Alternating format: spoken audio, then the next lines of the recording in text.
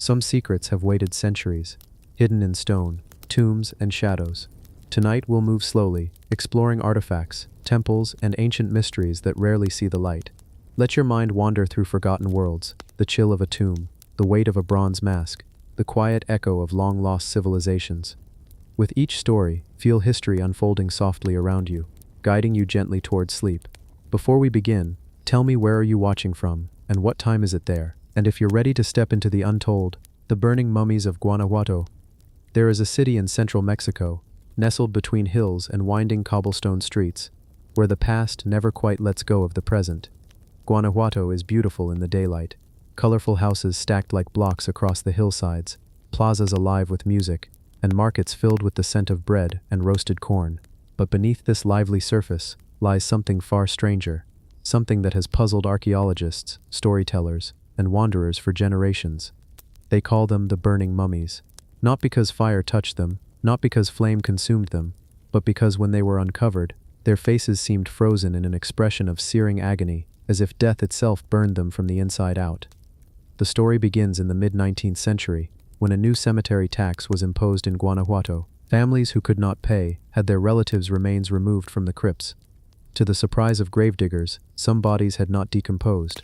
Instead, they had dried into astonishingly lifelike figures. Their skin clung tight to the bone. Their hair, clothing, and even eyelashes remained, and their mouths, twisted wide open, seemed locked in silent screams. At first, no one could explain it. Were these poor souls buried alive, clawing for breath? Was this the result of some cruel punishment? Or was the earth itself, the minerals in the soil, the dryness of the air, conspiring to preserve them in this strange way? One by one, more mummies were unearthed. Men, women, even tiny children. Their faces told different stories, some peaceful, some almost smiling, but many caught forever in that same grimace of horror. People whispered that these were the burning dead, their souls still wandering in unrest. As you imagine this, let your mind slow. Picture walking softly through the narrow corridors of the Mummy Museum in Guanajuato. The walls are lined with glass cases. Inside each, a figure stands, dried by time, wrapped in silence. The air is cool, still. Your footsteps echo faintly. And as you look into their faces, you feel as if they are looking back through centuries, carrying memories you can't quite touch. Science has tried to offer answers. The dry, mineral-rich soil beneath Guanajuato, combined with the arid climate, created a natural mummification process. The bodies, deprived of moisture, never decayed in the usual way.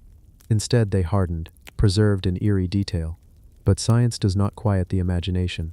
For the people of Guanajuato, these mummies were more than curiosities. They were warnings, reminders, symbols of suffering, maybe even victims of mistakes no one dared to speak aloud. Some believe a cholera epidemic in the 1800s led to hasty burials. In the rush to contain disease, doctors and priests buried the sick quickly, sometimes without waiting long enough to be certain of death.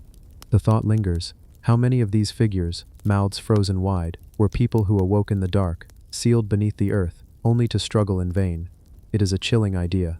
And yet, as you drift deeper into the story, let the fear soften. The past is far away now. These people are no longer trapped. They are still. They are silent. They are dust given shape. In their stillness, there is no pain, only mystery. Close your eyes and imagine the candlelight of an old chapel flickering over their faces. Imagine villagers a century ago whispering prayers, crossing themselves, refusing to pass the cemetery at night.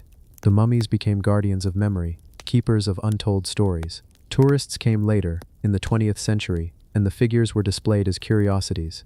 Some came seeking fear, others reverence. But under the surface of spectacle, the mummies of Guanajuato remind us of something deeper, that death does not always erase us. Sometimes, time holds on. Picture, if you will, the smallest of the mummies, a baby, wrapped in faded burial cloth. Even in preservation, it is delicate, fragile, heartbreaking. Imagine the mother who once held that child. Imagine her grief, her whispered lullabies that no one remembers now. And yet the child's form still remains, centuries later, like a breath caught in the stone of time. The burning mummies, frozen in anguish, preserved by chance, are more than bodies. They are echoes. They carry with them unanswered questions. Were they victims of disease, victims of burial alive, or simply ordinary people, caught in an extraordinary accident of nature? As you listen, let those questions drift like mist. You do not need to solve them. You only need to walk quietly among the glass cases in your imagination, letting your mind wander from face to face, from story to story, as if you are strolling through a gallery of time itself.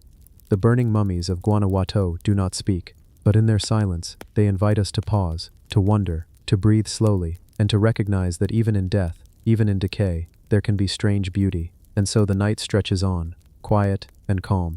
The mummies remain where they have stood for over a century, still and watchful. You too remain still, listening, breathing, drifting, until the line between past and present softens, and sleep finds you gently, without struggle, without fear. The whispering tomb of Qin's bronze bells.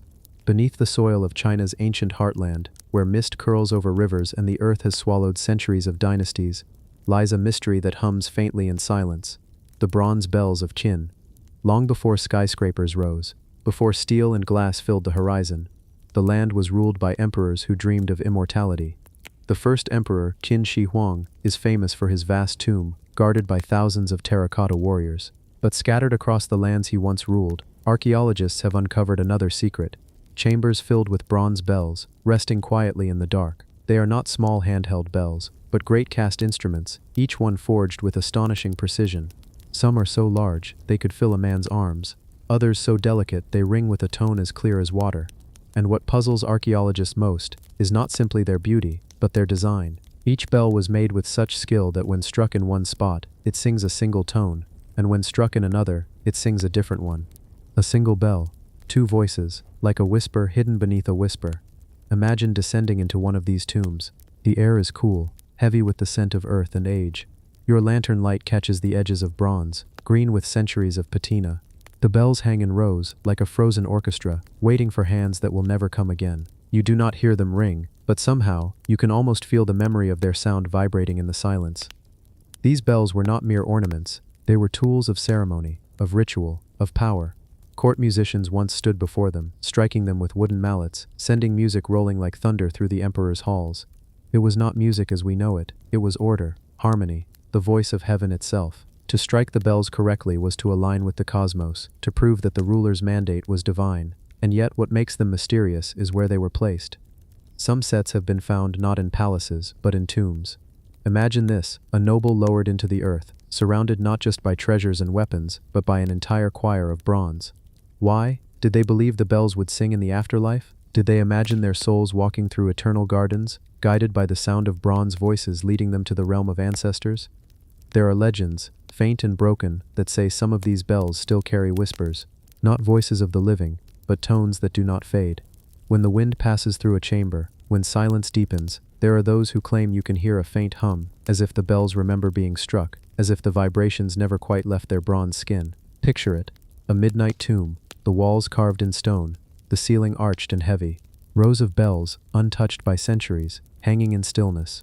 And then, just as you breathe out, the faintest note, so soft you cannot tell if it came from the bell or from your own imagination. A low hum, a whisper of bronze in the dark. Archaeologists try to explain the craft. They speak of metallurgy, of careful casting, of artisans who worked tirelessly to create tones of exact frequencies. But beyond the science lies something harder to name, the feeling that these bells are alive in some way.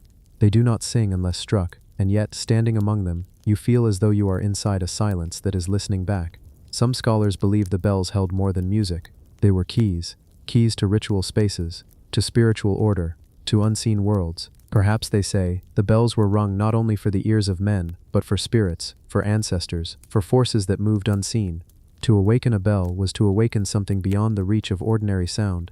And so, when they were buried with the dead, it was not merely as decoration, it was as companions, guardians, guides.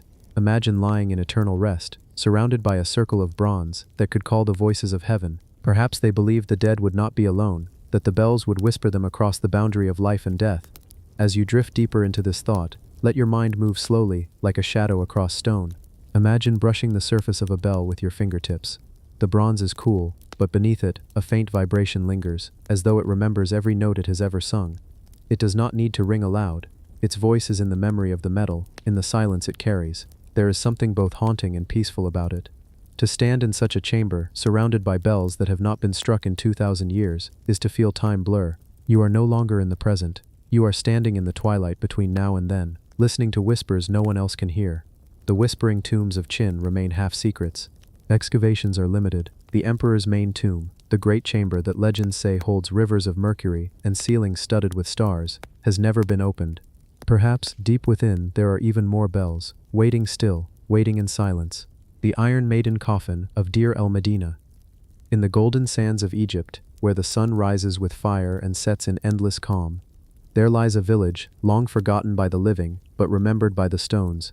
Deir el-Medina, a place of workers, artisans, painters, masons, the people who, with quiet skill and calloused hands, carved the eternal resting places of kings.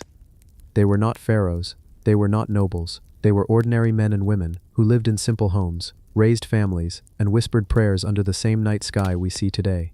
Yet they worked in the shadow of eternity, their lives bound to the tombs of gods and kings.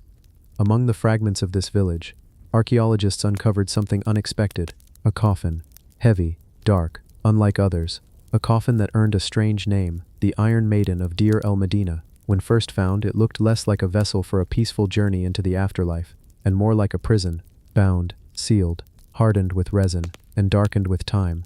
It stood apart from the gentle artistry of other Egyptian burials. Most coffins from Egypt sing with color, faces painted in gold, hieroglyphs spelling prayers, protective symbols carved deep into the wood. They shine with the promise of eternal life. But not this one. This coffin was bare, harsh, silent. It felt as though it was not made to honor the dead, but to contain him. Imagine standing before it, torchlight flickering, shadows stretching across the cracked surface, and feeling that strange heaviness in your chest, as if the coffin itself were whispering, warning you not to open it. And yet, it was opened. Inside lay the remains of a man, his name, lost, his face, gone to dust, his story, erased. No inscriptions, no painted eyes of Horus to protect him, no hymns to guide him into the field of reeds, just a body, sealed in silence. Who was he? Why was he buried like this? The questions linger, even now. Some suggest he was a thief, perhaps one of the very men of Deir el-Medina who betrayed the sacred duty of tomb building. We know from records that tomb robberies plagued ancient Egypt, even among those entrusted with their construction. Could this coffin be the punishment? A denial of the afterlife? A prison meant to keep a restless spirit trapped forever beneath the ground? Others believe it was something more. Iron in ancient Egypt was rare. It came not from the earth, but from the sky, carried in fragments of meteorites. To use it in a burial was no ordinary act. Could the metal-like bands around this coffin have been meant as protection? Not punishment, but shield. To guard against something dangerous, unseen. Was it meant to protect the man inside, or to protect the living from him? Pause here.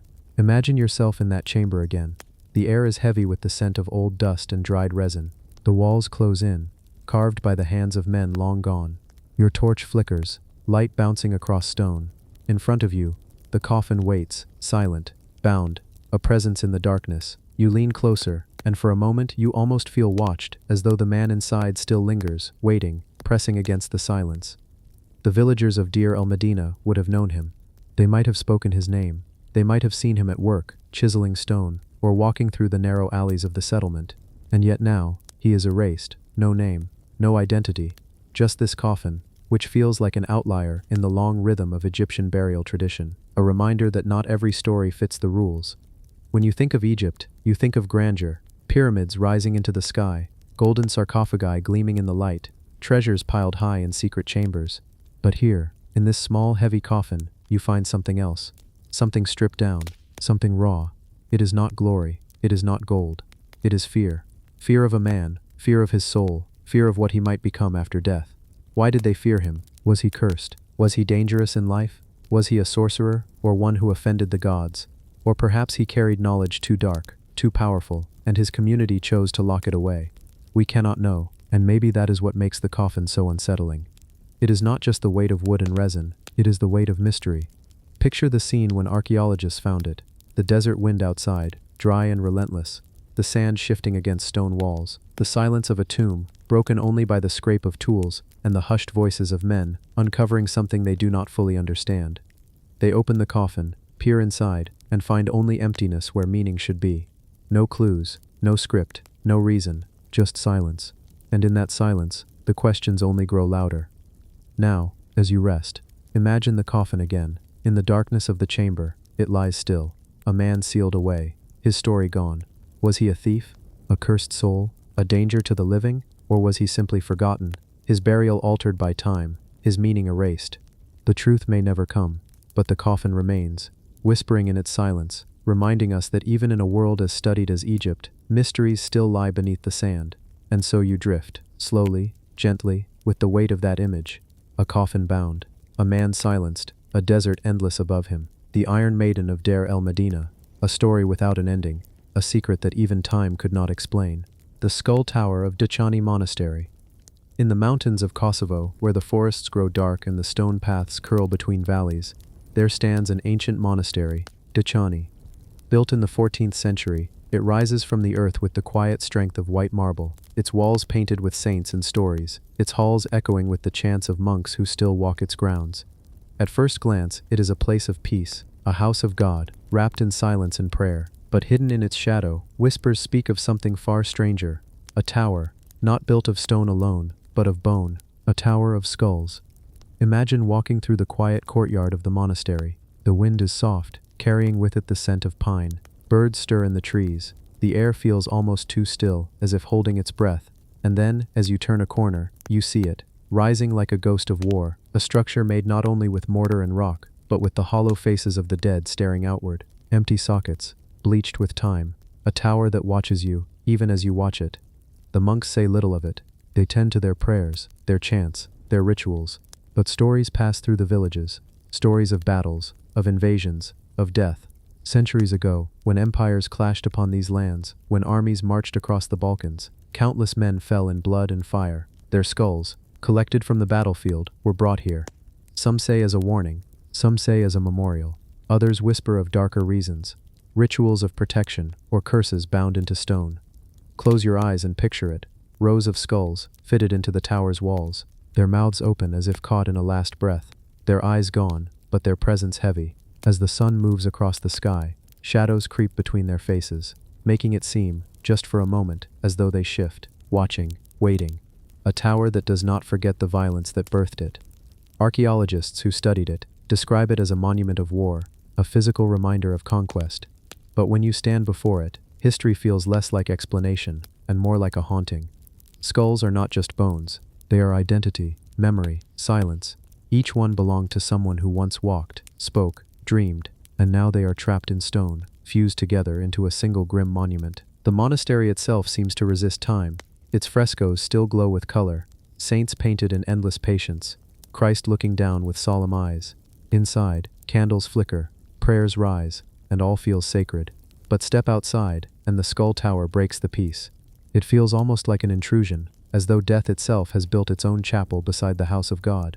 Some say the tower was meant to protect the monastery, a spiritual wall built not of symbols but of the dead, to keep evil away, to frighten intruders. Others believe it was a warning to rebels, a message carved in bone, declaring that resistance would end, not just in death, but in eternal display. And yet, the longer you look at it, the more it feels like something deeper, not just a message to the living, but a tether to the dead. As if those skulls remain awake, bound to this place, their silence not peace, but watchfulness. Pause, and breathe with that thought. Imagine the monks walking past it every day, their chants echoing in the courtyard, their eyes cast downward, never lingering too long. Imagine the villagers whispering, children daring each other to glance at it under moonlight. Imagine travelers like you, stopping in their steps as the tower reveals itself, feeling that tightening in the chest, that strange weight of being seen. The Balkans have long been a land of shifting borders, empires rising and falling, faiths colliding. Every stone here holds memory. Every river carries stories of battles long past. The skull tower at Dachani is not unique in that sense, but it feels more personal, because bones are not just relics, they are human.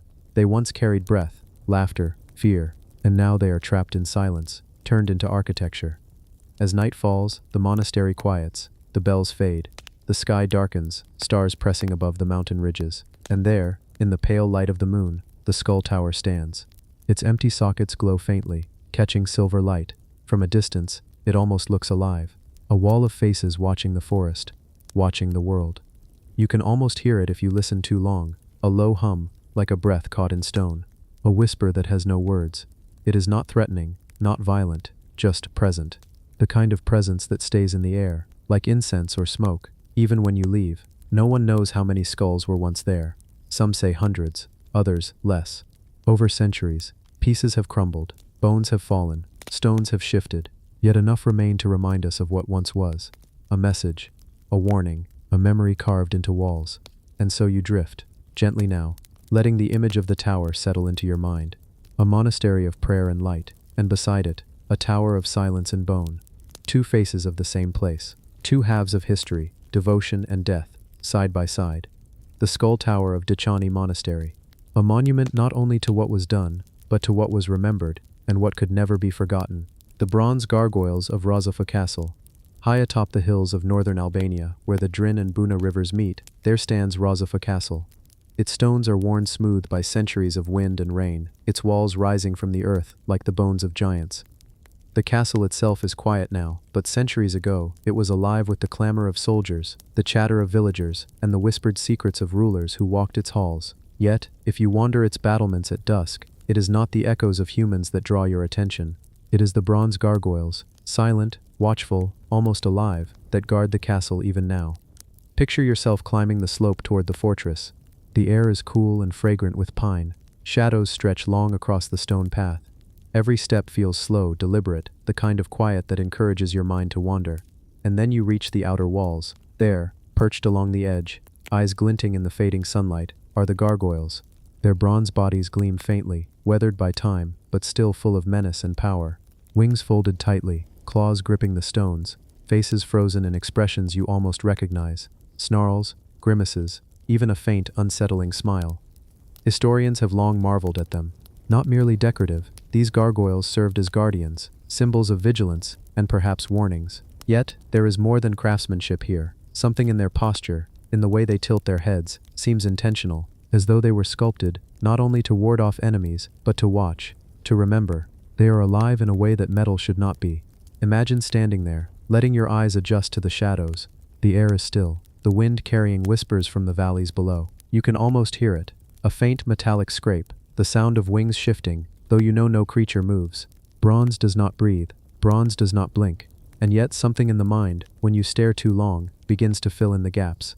The gargoyles' eyes appear to follow you, their heads turn, just slightly, their presence is weighty. It is a quiet, insistent watchfulness that refuses to be ignored. Rozafa Castle itself has many stories, legends of sacrifice, of loyalty and betrayal, of walls built upon the blood and sweat of those who dared to claim its heights.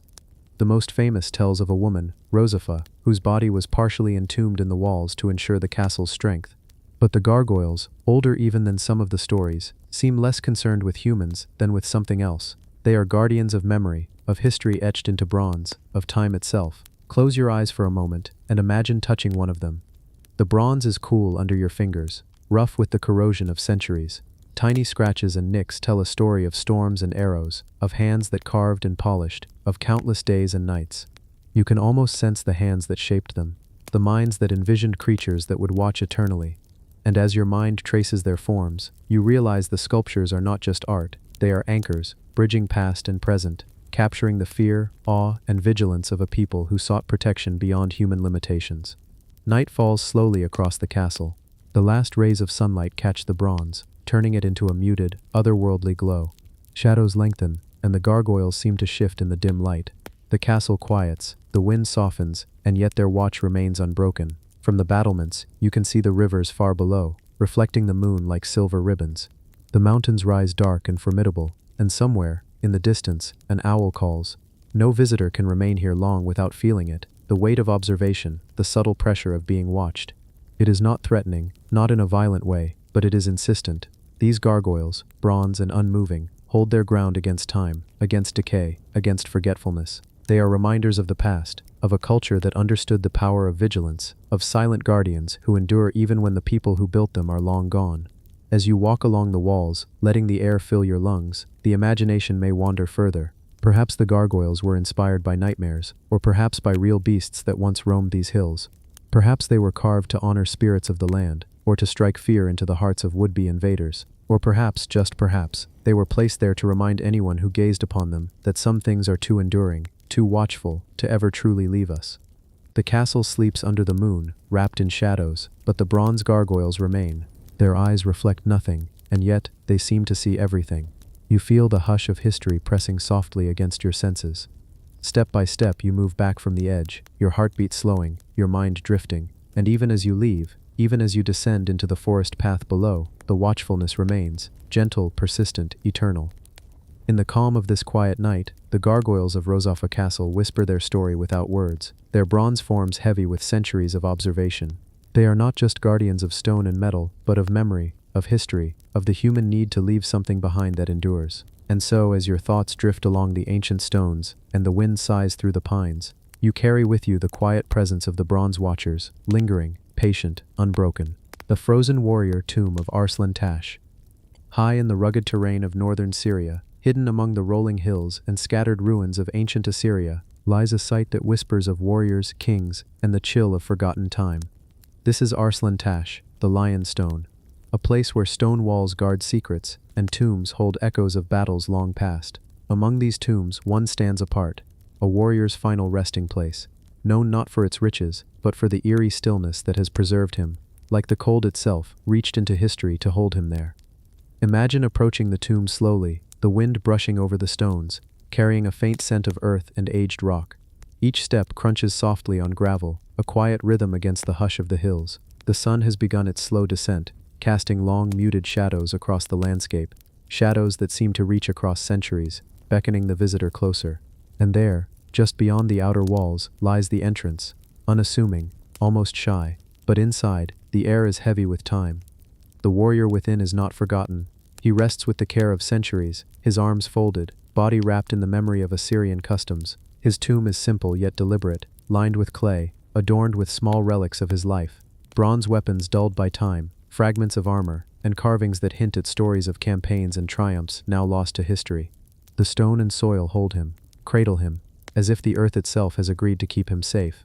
As you step further into the tomb, feel the temperature drop slightly, the chill brushing against your skin. It is not unpleasant, only insistent, urging a slow, deliberate breathing, the kind that makes your heart relax and your mind wander.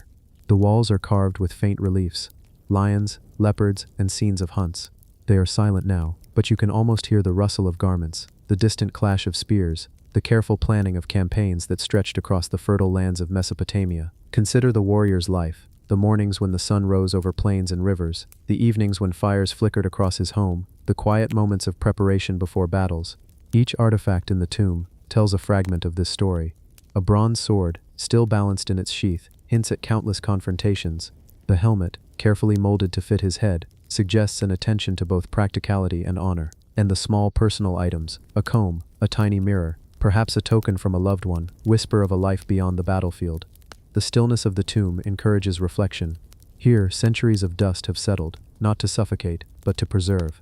Each stone, each relic, each carved wall becomes a soft guide, leading your mind along the winding paths of history. You imagine the hands that placed each item, the careful rituals performed to honor the warrior, the silent prayers for strength and protection.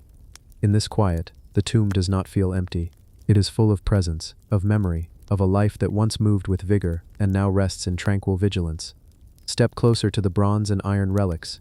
Trace with your eyes the intricate patterns etched into weapons, the gentle corrosion that tells of years, decades, centuries. These are not just tools or ornaments, they are storytellers, capturing a language of loyalty, courage, and ritual that no book can fully convey.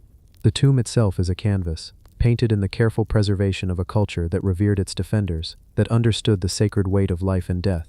Outside, the wind carries faint whispers through the trees, a subtle counterpoint to the tomb's silence. You imagine the past spilling into the present, armies marching along distant plains, banners rippling, spears glinting in sunlight, long faded. The warrior remains unmoving, yet his presence commands attention, asking only that you pause, breathe, and acknowledge the continuum of time that stretches from him to now. The tomb's quiet encourages your mind to wander even further. Perhaps you consider the Assyrian rituals of burial, the belief in protection beyond death, the subtle layering of bronze, clay, and stone to guard the body and the soul. Perhaps you feel the weight of centuries pressing softly, reminding you of the impermanence of life and the persistence of memory. And perhaps, in that soft reflection, a gentle sleep begins to take hold, your mind slowing to match the quiet patience of the tomb. Notice the carvings along the walls again, lions, fierce yet frozen in stone, battle scenes, paused in mid-motion, the faces of warriors expressionless, eternal. And among these, the figure of your warrior, a sentinel preserved by cold, by earth, by time itself. The air is thick with reverence, soft with the weight of history, carrying your thoughts slowly, methodically, toward a gentle calm. As minutes pass, the tomb grows colder, the light dimmer, yet you feel no rush to leave. Instead, you linger, imagining the warrior's life flowing slowly around you, the soft creak of armor in motion, the whisper of campaigns and quiet nights alike. And though no one else is here, you sense the continuity of guardianship. The warrior watches still, even as centuries have slipped by, even as history has moved forward, leaving only whispers behind. The bronze fittings, the iron clasps, the carved stones, all speak in subtle tones, quiet, deliberate, patient. They tell of a culture that understood both the fragility of life and the power of remembrance.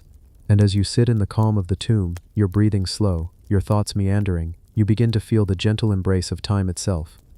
The frozen warrior of Arslan Tash is not just a tomb, nor a relic, nor an artifact to be catalogued. It is a vessel of memory, of patience, of quiet endurance. The cold, the stone, the bronze, they exist not to intimidate, but to remind that history is patient, that those who came before us can still reach out, softly, through centuries, guiding our minds to pause, to reflect, to drift. As your mind floats along the contours of the tomb, tracing the edges of bronze and stone, imagining the soft footfalls of a long-dead warrior returning home, the world outside becomes distant. The wind on the hills, the rustle of leaves, the muted sunlight, they all fade gently, leaving only the quiet, watchful presence of history, patient and unhurried, carrying you slowly toward calm and rest. The crystal chalice of the cenote sacrifice. Deep within the Yucatan Peninsula, where sunlight filters softly through dense jungle canopies, lie hidden sinkholes known as cenotes. They are natural wells, mysterious and still, with waters that seem to shimmer with the reflection of both sky and memory. Among these sacred formations, the Mayans performed rituals that reached beyond the boundaries of life and death, and one object from these ceremonies has survived as both artifact and whisper of the past: the crystal chalice. Picture yourself standing at the edge of a cenote. The jungle is quiet, except for the distant call of birds and the gentle rustle of leaves in the wind. The water below is dark, almost black, yet occasionally a shaft of sunlight pierces through, revealing glimpses of limestone walls and the subtle glint of crystals embedded in the stone. The chalice rests somewhere in this liquid silence, preserved for centuries beneath the calm, unbroken surface. As you descend mentally into the cenote, imagine the hands that once held the chalice. The ritual was solemn, deliberate, and imbued with a reverence that is almost tangible, even now. The Mayan priests, adorned in feathers and jade, approached the water's edge, the crystal chalice catching the sunlight, casting faint rainbows onto the limestone. They moved with care, fully aware of the cenote's sacred power, a doorway to the gods, to ancestors, to forces unseen. The chalice itself is remarkable. Its facets capture light in subtle ways, creating an effect both mesmerizing and serene. It is smooth to the touch, cold, yet not lifeless. Etched along its sides are delicate symbols, barely visible now, telling stories of offerings, of devotion, of life flowing into death and back into memory. Imagine running your fingers along these carvings, tracing the devotion of a people long gone, sensing the weight of their faith pressing softly through time. Beneath the chalice, the waters of the cenote seem almost alive. The stillness is profound, but the imagination fills it with movement. Ripples of offerings cast into the depths, the soft sinking of small treasures, jade beads, and carved figurines. Each object carries intention, the silent prayers of those who hope to connect with something greater than themselves.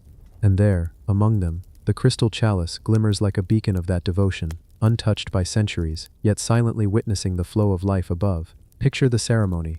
The priest lifts the chalice carefully, presenting it to the sky. The sunlight hits its crystal facets, scattering soft beams across the jungle. Below, the water remains motionless, reflecting the solemnity of the moment.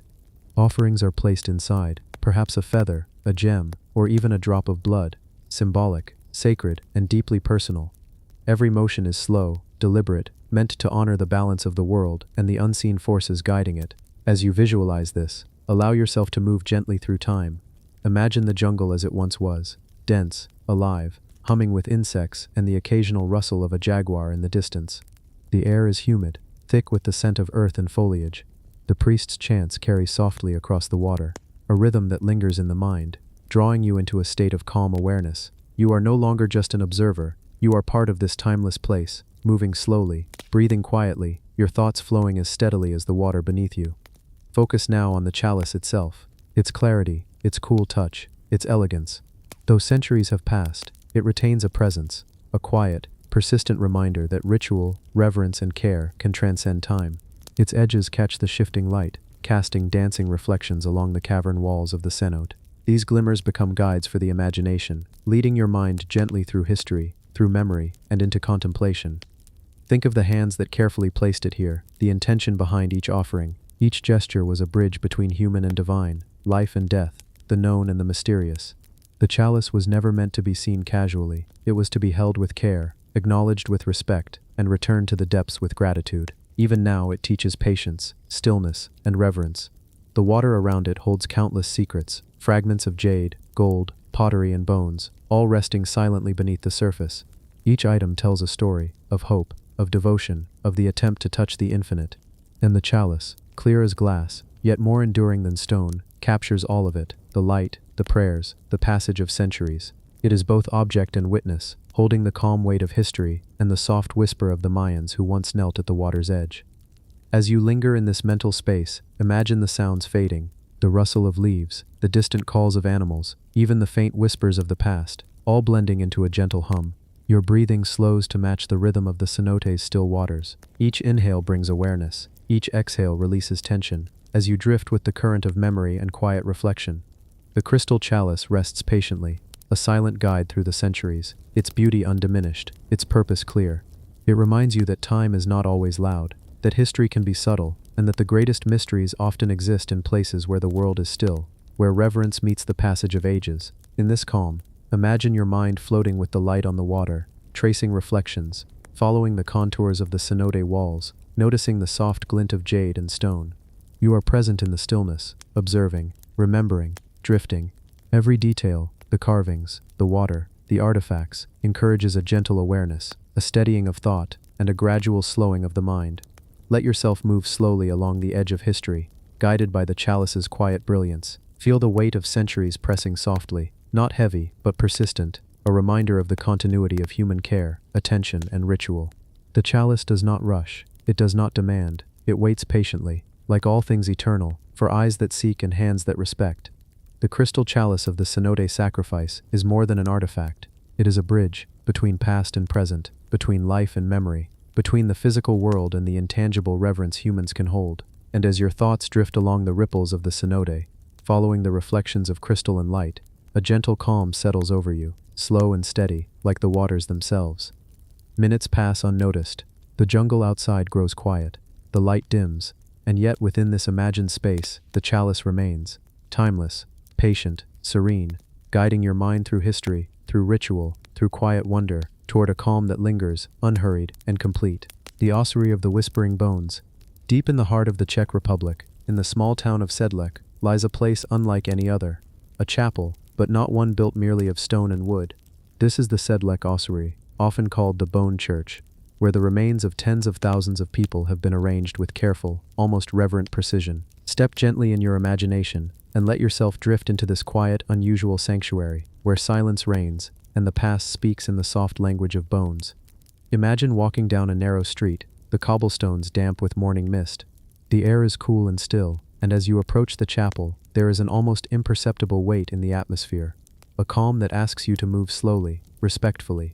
Entering through the heavy wooden doors, your eyes are drawn upward and outward. Everywhere you look, there is an intricate tapestry of human remains, skulls, femurs, tibias, arranged in patterns both delicate and haunting. Chandelier-like structures hang from the ceiling, composed entirely of bones, each piece aligned with an artistry that is impossible to ignore. Now, allow yourself to move closer. Imagine tracing the outline of one of the bone chandeliers, your eyes following the curves, the careful placement of each skull, each femur. There is an odd serenity here.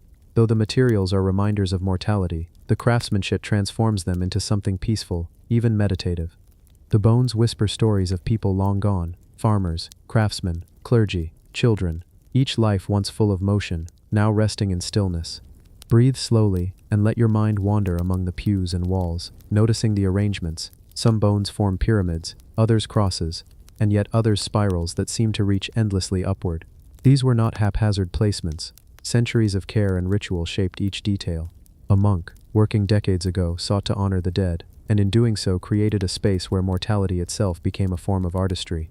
Imagine standing beneath the central chandelier. Look at the symmetry, the light catching the polished surfaces of skulls and bones, reflecting in subtle, muted ways across the chapel walls. There is no fear here, only a soft acknowledgement of impermanence.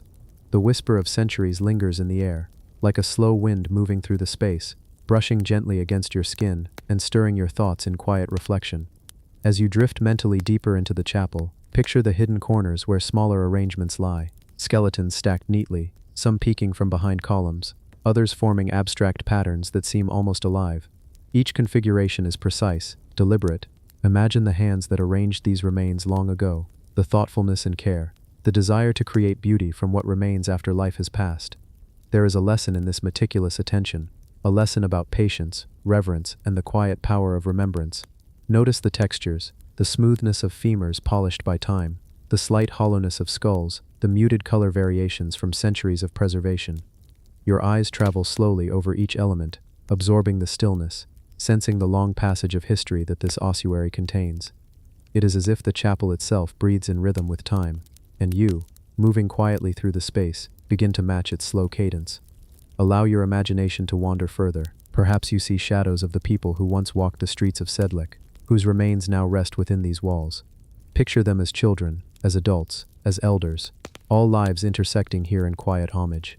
Their stories are not loud, but soft, layered into the chapel's very structure, waiting for attention, for contemplation, for calm. Focus now on the central altar, where bones form intricate patterns of reverence. Imagine placing your hands lightly on a carved surface, feeling the coolness, sensing the lives that have passed through this place. The arrangement is careful and symmetrical, almost hypnotic in its regularity.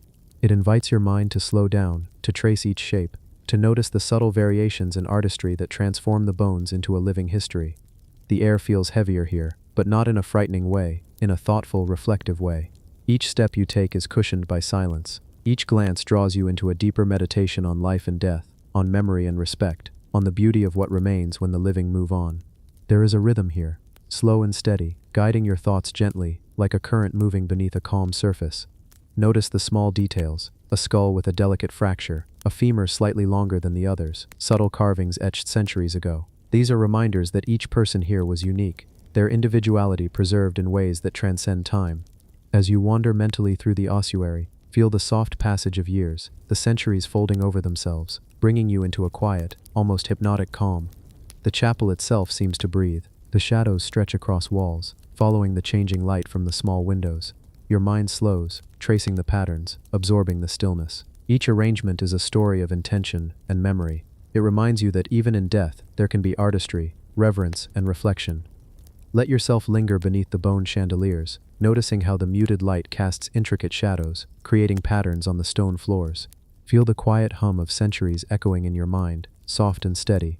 The ossuary does not rush, it does not speak loudly, it waits patiently, inviting contemplation and calm. Picture yourself moving slowly along the walls, your eyes following spirals, crosses, and pyramids of bones. Every detail is a meditation, a gentle reminder of life's fragility and the care that history can preserve. The whispering of the bones is not a sound but a sensation, a quiet awareness that encourages a slow exhale, a steady heartbeat, and a gentle focus on the present moment. As your mind drifts, imagine the history of the chapel itself. Centuries of burials, reorganizations, and care have created a space where mortality meets artistry, where the weight of countless lives is balanced with the serenity of careful arrangement. This balance is calming, soothing, and reflective, perfect for a slow, immersive journey into history. Your attention moves naturally from one arrangement to another, absorbing details, noticing symmetry, reflecting on the lives that once were. Every skull, every bone, every careful placement contributes to a quiet narrative of reverence and patience. There is no urgency here, only the slow unfolding of memory and artistry. Let the chapel envelop your mind, the slow, rhythmic sense of time, and the gentle guidance of human intention through centuries. Imagine tracing the outlines of bones, following the curves of each arrangement, sensing the quiet majesty of a place that transforms mortality into a form of timeless meditation. The ossuary of the whispering bones is not just a resting place for the dead. It is a living memory, a gentle rhythm of reflection, an invitation to slow your thoughts, breathe gently, and follow the calm current of history that flows through its quiet halls. Minutes pass unnoticed, shadows shift softly, light moves slowly across carved arrangements, and you, fully immersed in this calm, find your mind slowing in harmony with the ossuary, guided by the whispers of bones, patient and serene, through centuries of quiet presence. The invisible city of Machu Picchu's ghost walls. High in the Andes, where clouds drift slowly over jagged peaks and the wind hums through valleys carved by ancient rivers, lies a city that never truly disappears. Machu Picchu, the lost city of the Incas, is familiar to many, yet hidden within its terraces and stones are whispers that few notice, walls that seem to fade when you look directly at them, as if the mountain itself is keeping secrets. Close your eyes in your imagination and picture approaching the site at dawn. Mist hangs low over the peaks, softening the edges of terraces and stairways. The first rays of sun spill slowly across the stone, illuminating surfaces carved centuries ago. But among these familiar ruins, there are structures that almost vanish, walls that blend so seamlessly into the mountain that they are called ghost walls. They do not call attention to themselves, they invite careful observation, a patient gaze, a mind willing to linger. Step mentally through the winding paths, feel the uneven stone beneath your feet, worn by countless generations. These hidden walls are more than architecture, they are shadows of history, reminders that the Incas were masters not just of construction but of subtlety, of concealment, of the delicate interplay between human design and nature's shaping hand. Notice how the stones fit together without mortar, each block perfectly aligned with its neighbors. Some of these ghost walls stand partially collapsed, yet others remain intact, as though preserved by the mountain's protective embrace. Look closely, and you might see a doorway that seems almost erased by time, or a niche carved with care, hiding a story that has faded from human memory. Breathe slowly. Let the wind's whisper guide you along terraces that seem endless. The city is alive in a quiet way, alive in the patience it demands, alive in the way sunlight and shadow move over the stones. Imagine running your hand lightly along the cool surfaces, tracing the carved patterns, feeling the gentle hum of centuries that linger here. Each wall, each stone, is a reminder that what we see is only part of the story, and much remains unseen, just beyond perception. Imagine walking past a series of terraces that descend sharply into the mist. Hidden among them, ghost walls form lines and shapes that can be glimpsed only when the light strikes at certain angles. They are deliberate, intentional, yet almost invisible. The Incas designed these spaces with subtle genius, creating architecture that blends seamlessly with the mountain, structures that vanish if not studied patiently. Focus on the quiet moments. A condor glides above, wings outstretched, its shadow briefly passing over a hidden wall. You notice it only because your attention lingers, your mind slows, and your gaze is soft. In this moment, the city speaks in silence, revealing secrets in whispers rather than shouts. The ghost walls are not meant to startle, they are meant to be discovered slowly, patiently, like a story told in fragments, drifting softly through time. Allow yourself to explore further. A stone staircase leads upward, almost hidden, and you follow it into a section of the city that seems forgotten even by history. Here the walls curve gently, forming spaces that might have been ceremonial, or perhaps private quarters. Their exact purpose is unknown, yet the precision of the stonework, the care and alignment, suggests careful planning, a deliberate act of concealment. As your mind continues its journey, picture the terraces cascading down the mountainside, the clouds swirling, sunlight filtering in thin streams. The ghost walls here feel alive, not in the sense of movement, but in the presence they hold, the silent testimony of a civilization that understood not only how to build, but how to hide, to blend, to leave some things unseen until the patient observer arrives. Notice small details, a carved niche that catches the light at noon, a faint line where one wall meets another at a precise angle, a surface so smooth it seems almost unnatural. Each subtle element is part of the hidden story, a quiet lesson in observation, a reminder that history often lies in shadows, in things we barely perceive, and yet, with patience, they reveal themselves.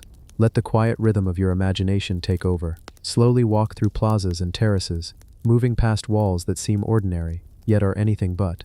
In the misty distance, peaks rise like silent sentinels. Here the city teaches restraint, patience, and the slow joy of discovery. Your breathing slows as your mind traces the shapes and lines, absorbing the calm, the stillness, the timelessness of this hidden architectural symphony. Imagine pausing in a small courtyard. Stones are worn smooth by centuries of footsteps, and in a corner, a wall seems almost erased by wind and rain, yet remains, a whisper of the past. Here, in this quiet intersection of human ingenuity and natural beauty, you feel the weight of time gently pressing against your consciousness, inviting reflection, curiosity, and calm.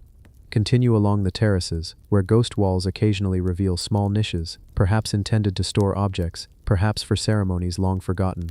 These openings, subtle and precise, hint at the rituals of a civilization that valued subtlety and secrecy as much as grandeur. Your mind floats softly among them, noticing patterns, textures, and angles that seem almost magical in their perfection. Now imagine stepping back and looking across the entire city. Ghost walls weave through terraces and plazas, revealing themselves only to those willing to pause, to slow, to breathe. The architecture is deliberate, patient, subtle, designed for those who observe with care. And as you wander mentally among these stones, the city seems to exhale, the quiet hum of centuries filling your senses with calm, with a gentle awareness of the passage of time. Let yourself linger in the hidden corners, feeling the stillness and reverence. The walls of Machu Picchu whisper not in sound, but in presence. Each one teaches a lesson in observation, in patience, in quiet discovery. Slowly, your mind matches the rhythm of the city, soft and steady, guided by invisible hands across terraces and ghost walls. The sun shifts in the sky, clouds swirl, and shadows stretch across the ghost walls, revealing hidden details you may have missed before. Your gaze lingers. Each step is unhurried. Each breath deepens your awareness. The city is not rushing you. It moves at the pace of mountains and mist, encouraging a slow, gentle exploration. In the silence of your mind, you wander further, tracing walls that fade into the mountain, imagining the lives of those who walked these terraces centuries ago. Their presence lingers, not in flesh, but in stone, in careful placement, in a quiet invitation to see and feel. You notice the subtle angles, the curvature of hidden walls, the way light reveals secrets only when approached with care. Picture moving through the central plaza, where ghost walls run along edges and terraces. They are silent guides, teaching you the power of observation, patience, and calm. Every stone, every hidden niche, every terrace is a gentle reminder of the ingenuity of the Incas and the way they merged architecture with nature, visible and invisible, seen and unseen. As your mind continues through this quiet journey, let the rhythm slow further. The ghost walls, terraces, and mountains guide you to a gentle awareness, a calm immersion in history, architecture, and the whispers of those long gone. Every step, every glance, every breath aligns with the tempo of the ancient city, soft and deliberate. Finally, imagine yourself standing on a high terrace, looking across the city and mountains beyond. Ghost walls fade in and out of perception, shadows stretch across terraces, and the gentle hum of time fills the air. You feel the calm, the slow rhythm, the quiet majesty of a city that hides some of its secrets, yet invites the patient observer to linger, to notice, and to drift softly through the echoes of history. In this serene, timeless place, Machu Picchu teaches patience, reflection, and the quiet joy of discovery. Ghost walls are not merely hidden stones. They are reminders that history often whispers rather than shouts, and that the calm, attentive mind is rewarded with the soft, subtle presence of things unseen, waiting to be noticed. The underworld gate of Hierapolis Plutonium. High on the slopes of ancient Hierapolis, in what is now modern-day Turkey, lies a site both sacred and terrifying. It is called the Plutonium, the gate of the underworld. For centuries, this place was believed to be a portal to Hades, the realm of the dead. Imagine standing here as the sun slowly rises, the morning mist curling over the rugged landscape, softening the jagged rocks, and revealing the ruins of a city that once flourished long ago. Breathe slowly, and imagine approaching the gates. The entrance is small, unassuming, almost easy to miss if you are not paying attention. Yet the air feels different here, heavier, almost charged with a presence that is difficult to explain. The plutonium is surrounded by limestone terraces and natural fissures from which poisonous gases were once said to seep. These gases, invisible and silent, give the site its terrifying reputation. Creatures brought too close would collapse, a warning to humans that some doors are meant to remain closed. Picture the priests of Hierapolis walking through these terraces centuries ago. They knew the secrets of the gate. Some say they were fearless, performing rituals at the very edge of death, guiding animals or even slaves into the fumes to witness their mortality. Their chants echo softly in your mind, a rhythm of devotion intertwined with fear, a calm and solemn respect for forces beyond human comprehension. The gate itself is carved into the rock.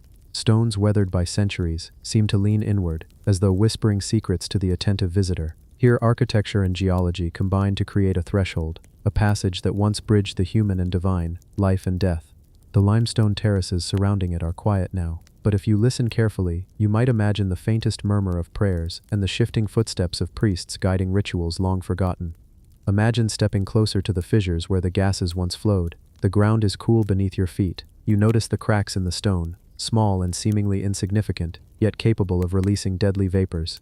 It is a delicate balance of power, nature, and ritual working together, a silent dance that commanded respect and awe. The Incas had mountains. Here, the people of Hierapolis had the earth itself breathing warnings. Allow your mind to wander across the remains of the terraces. Small walls, eroded niches, and ceremonial platforms hint at the careful planning that went into this sacred space. Nothing was accidental. The priests understood the land, its rhythms, and its hidden dangers. Each stone placed, each step carved, created a controlled path into the unknown. Feel the calm as you trace the path of the ancient rituals. Animals brought close to the gate would fall into unconsciousness, yet priests remained unharmed. It is almost impossible to imagine today. Yet the plutonium exists as a reminder of human courage and the fascination with forces beyond understanding. Picture the surrounding city. Hierapolis once thrived, with bustling streets, markets, and baths. Yet this small corner, the plutonium, remained apart, a quiet, mysterious place that even locals approached with reverence. The contrast is striking, life and commerce all around, yet a zone of solemnity and silence, dedicated to mysteries beyond mortal comprehension. Breathe and notice the silence. Imagine walking through the terraces, stepping lightly, feeling the cool stone beneath your fingers. You sense the careful geometry, the alignment of spaces, the subtle channels where gases may have once gathered. Everything here speaks to knowledge, observation, and ritual practice. Each wall, each fissure, each worn step is a lesson in human interaction with forces greater than themselves. Visualize standing at the threshold, looking inward toward the dark fissure. The air feels still, time seems suspended. The plutonium is quiet now, but the echoes of its past linger in the rocks, in the terraces, in the very stones that formed this gate. You feel a subtle connection to the generations who walked here before, their respect, their fear, and their awe. Notice the terraces above and below. Some lead to niches where offerings may have been placed, small artifacts preserved in shadow, fragments of rituals that have survived millennia. Imagine your hands brushing over the carved stones, feeling the smoothness worn by centuries, the faint traces of rituals performed at the very edge of human experience. As you move gently along the terraces, let your mind absorb the calm presence of the site. The plutonium is not shouting its secrets, it is quiet, deliberate, patient. It teaches observation, respect, and stillness. Every stone, every fissure, every carved step is an invitation to linger, to notice the subtleties, to feel the weight of history in a gentle, unhurried way. Imagine the sun shifting across the sky, shadows stretching over the terraces. Fissures appear darker in the soft light, whispering stories of rituals, beliefs, and the understanding of the natural world that this ancient civilization possessed. You follow the shadows, tracing lines and patterns, feeling a subtle thrill of discovery mingled with calm, reflective awe. Allow your gaze to wander over the surrounding ruins. Columns and walls rise and fall, remnants of temples and theaters, all built with precision and purpose. But none of these command attention quite like the plutonium. It is hidden, quiet, yet potent. You sense its energy not as a jolt, but as a soft hum beneath your awareness, a presence that has endured for millennia. Imagine standing still, listening to the wind through the terraces, letting your thoughts drift slowly over the site. The plutonium invites patience, observation, and quiet reflection. Each fissure and wall teaches subtle lessons about the human desire to understand and honor forces that surpass comprehension. Picture yourself tracing the terraces upward, moving closer to the plateau where the gate itself rests. The air is cooler here, the stones smoother under your hands. You feel a sense of timelessness, as if the centuries have compressed into this one moment. Every detail is significant. The alignment of stones, the small niches, the delicate angles, all created with deliberate intent to honor, to protect, and to explore the unknown. Let your mind drift gently through the pathways of Hierapolis, following the terraces that lead to the plutonium. The gate remains a silent sentinel, unchanged by time, yet full of stories. Your breathing slows, matching the soft rhythm of the wind and the distant echoes of history. Finally, imagine standing before the gate one last time. It is quiet, still, yet alive with the memory of human reverence, curiosity, and awe. The terraces, fissures, and stones whisper lessons of patience and careful observation. The plutonium is a bridge between the visible and invisible, the known and the mysterious, guiding your mind through calm reflection and quiet discovery. Here, in this moment, you feel the slow, deliberate heartbeat of history, the subtle presence of rituals long past, and the gentle hum of a city that understood the delicate balance between human life and the mysteries that lie just beyond perception. The mysterious red burial chamber of Ur. In the ancient city of Ur, once a flourishing center of the Sumerian civilization, archaeologists uncovered a burial chamber unlike any other. Its walls were painted a deep, vibrant red, so striking that it seemed almost to pulse with life from the past. The chamber lay hidden beneath layers of soil and time, untouched for thousands of years, preserving secrets of rituals, beliefs, and the way people honored their dead. The red pigment made from crushed minerals still clung to the stone surfaces, creating a surreal, otherworldly glow in the dim light of excavation lamps. As the archaeologists descended into the chamber, they noticed the careful arrangement of the skeletons. They were positioned with deliberate care, adorned with jewelry, beads and ornaments made of gold, lapis lazuli, and shells. Each placement told a story, hinting at status, relationships, and possibly roles in the society that had vanished so completely. One of the most fascinating aspects of the chamber was its sheer preservation. Despite the centuries, the colors, textures, and even delicate carvings on some artifacts remained intact.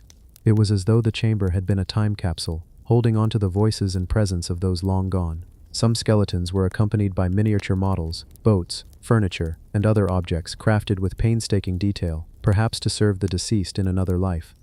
The richness of the artifacts contrasted sharply with the quiet solemnity of the chamber. Nothing was ostentatious beyond necessity. Everything seemed symbolic, intentional, chosen with care and meaning. Scholars have suggested that the red color itself was deeply significant. Red in Sumerian culture might have represented life, blood, protection, or perhaps a bridge between the living and the dead.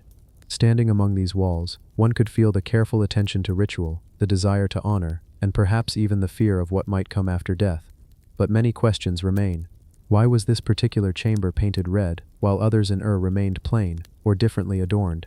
Who exactly were the people buried here, and what distinguished them from the others? The combination of skeletons, ornaments, and the unique hue of the walls points toward elite status, but the reasons for the specific rituals are still debated. Were these royals, priests, or perhaps a special caste meant to guide or protect the city spiritually? The discovery also raised more practical questions. How did the Sumerians achieve such a vibrant pigment without the chemical tools we have today? The red pigment likely required careful preparation, grinding, mixing with organic binders, and precise application.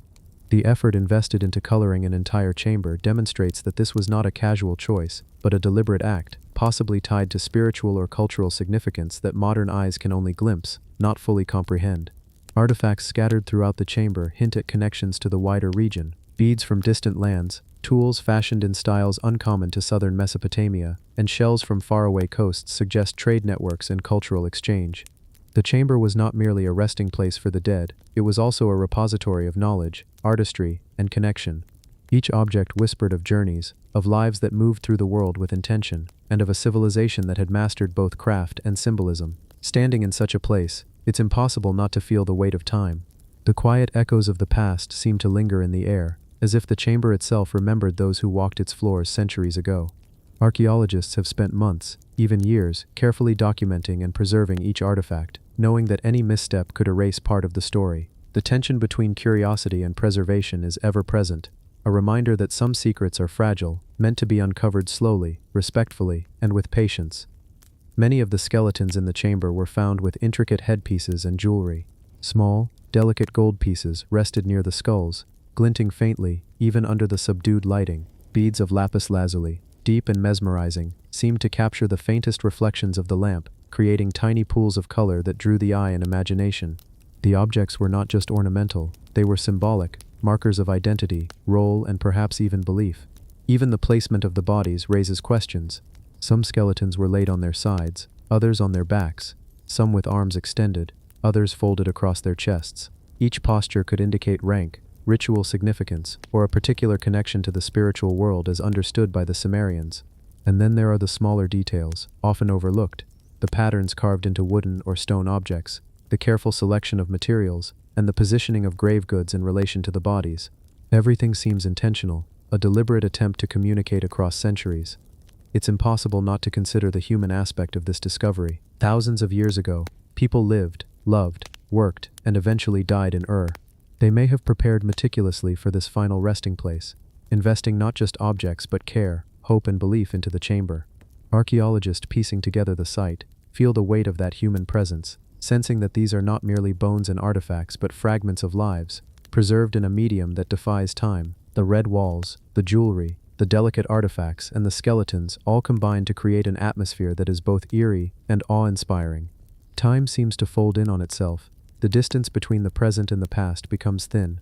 As you imagine walking through that chamber, you can almost hear whispers of Sumerian voices, faint echoes of rituals, prayers, and farewells that have been frozen in silence for millennia. And yet, despite all that we can observe, much remains unknown. The chamber is a mystery in its own right, a space that invites speculation without ever providing complete answers. Who decided to build it this way? What exact beliefs guided the choices made within these walls? And how many more secrets lie beneath the sands of waiting for patient eyes to discover them? The red burial chamber of stands as a testament to the Sumerians' complexity, artistry, and depth of belief. It reminds us that even civilizations long gone have left traces that speak across time, whispers of lives that cannot be silenced, stories that reach from the past into our imagination. Every artifact, every carefully arranged skeleton, every hue of red on the walls contributes to a narrative of a people who understood both life and death in ways that modern minds can only begin to grasp. The chamber challenges us, asking us to pause, observe, and consider that history is not just a sequence of dates and kings, but a living, breathing tapestry of human experience. The careful study of this chamber continues, and with each new discovery, scholars gain insights into rituals, societal hierarchies, and the artistry of the Sumerians. Yet, as with all ancient mysteries, many questions linger, encouraging both scholars and the curious alike to wonder, to imagine, and to dream. The ironclad mummy of Tarim Basin. In the remote reaches of China's Xinjiang region lies the Tarim Basin, a vast expanse of desert and mountains where the sands have preserved secrets for thousands of years. Among the countless mysteries buried beneath its shifting dunes, one discovery stands out with a chilling uniqueness: a mummy encased in iron, a relic so rare and enigmatic that it continues to baffle historians and archaeologists alike. The body itself is ancient, dating back thousands of years, yet it is the armor of iron surrounding it that captures attention first. Unlike traditional burials where bodies are wrapped in linen or placed in simple coffins, this figure was meticulously encased in sheets of iron, carefully shaped and fitted to the contours of the body. The craftsmanship suggests knowledge of metalwork far beyond what was previously assumed for the time period, raising questions about who this individual was and why such extraordinary measures were taken to protect them. As archaeologists uncovered the tomb, the first impression was one of awe and a quiet, almost reverent fear.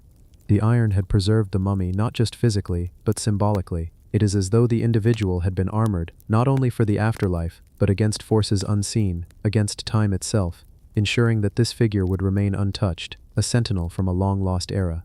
The iron plates, carefully riveted and overlapping, glimmer faintly in the dim light of the excavation, revealing a level of sophistication that seems almost impossible for the known technology of the period. Each piece bears subtle decorative etchings, delicate patterns that suggest ceremonial significance as much as practical protection.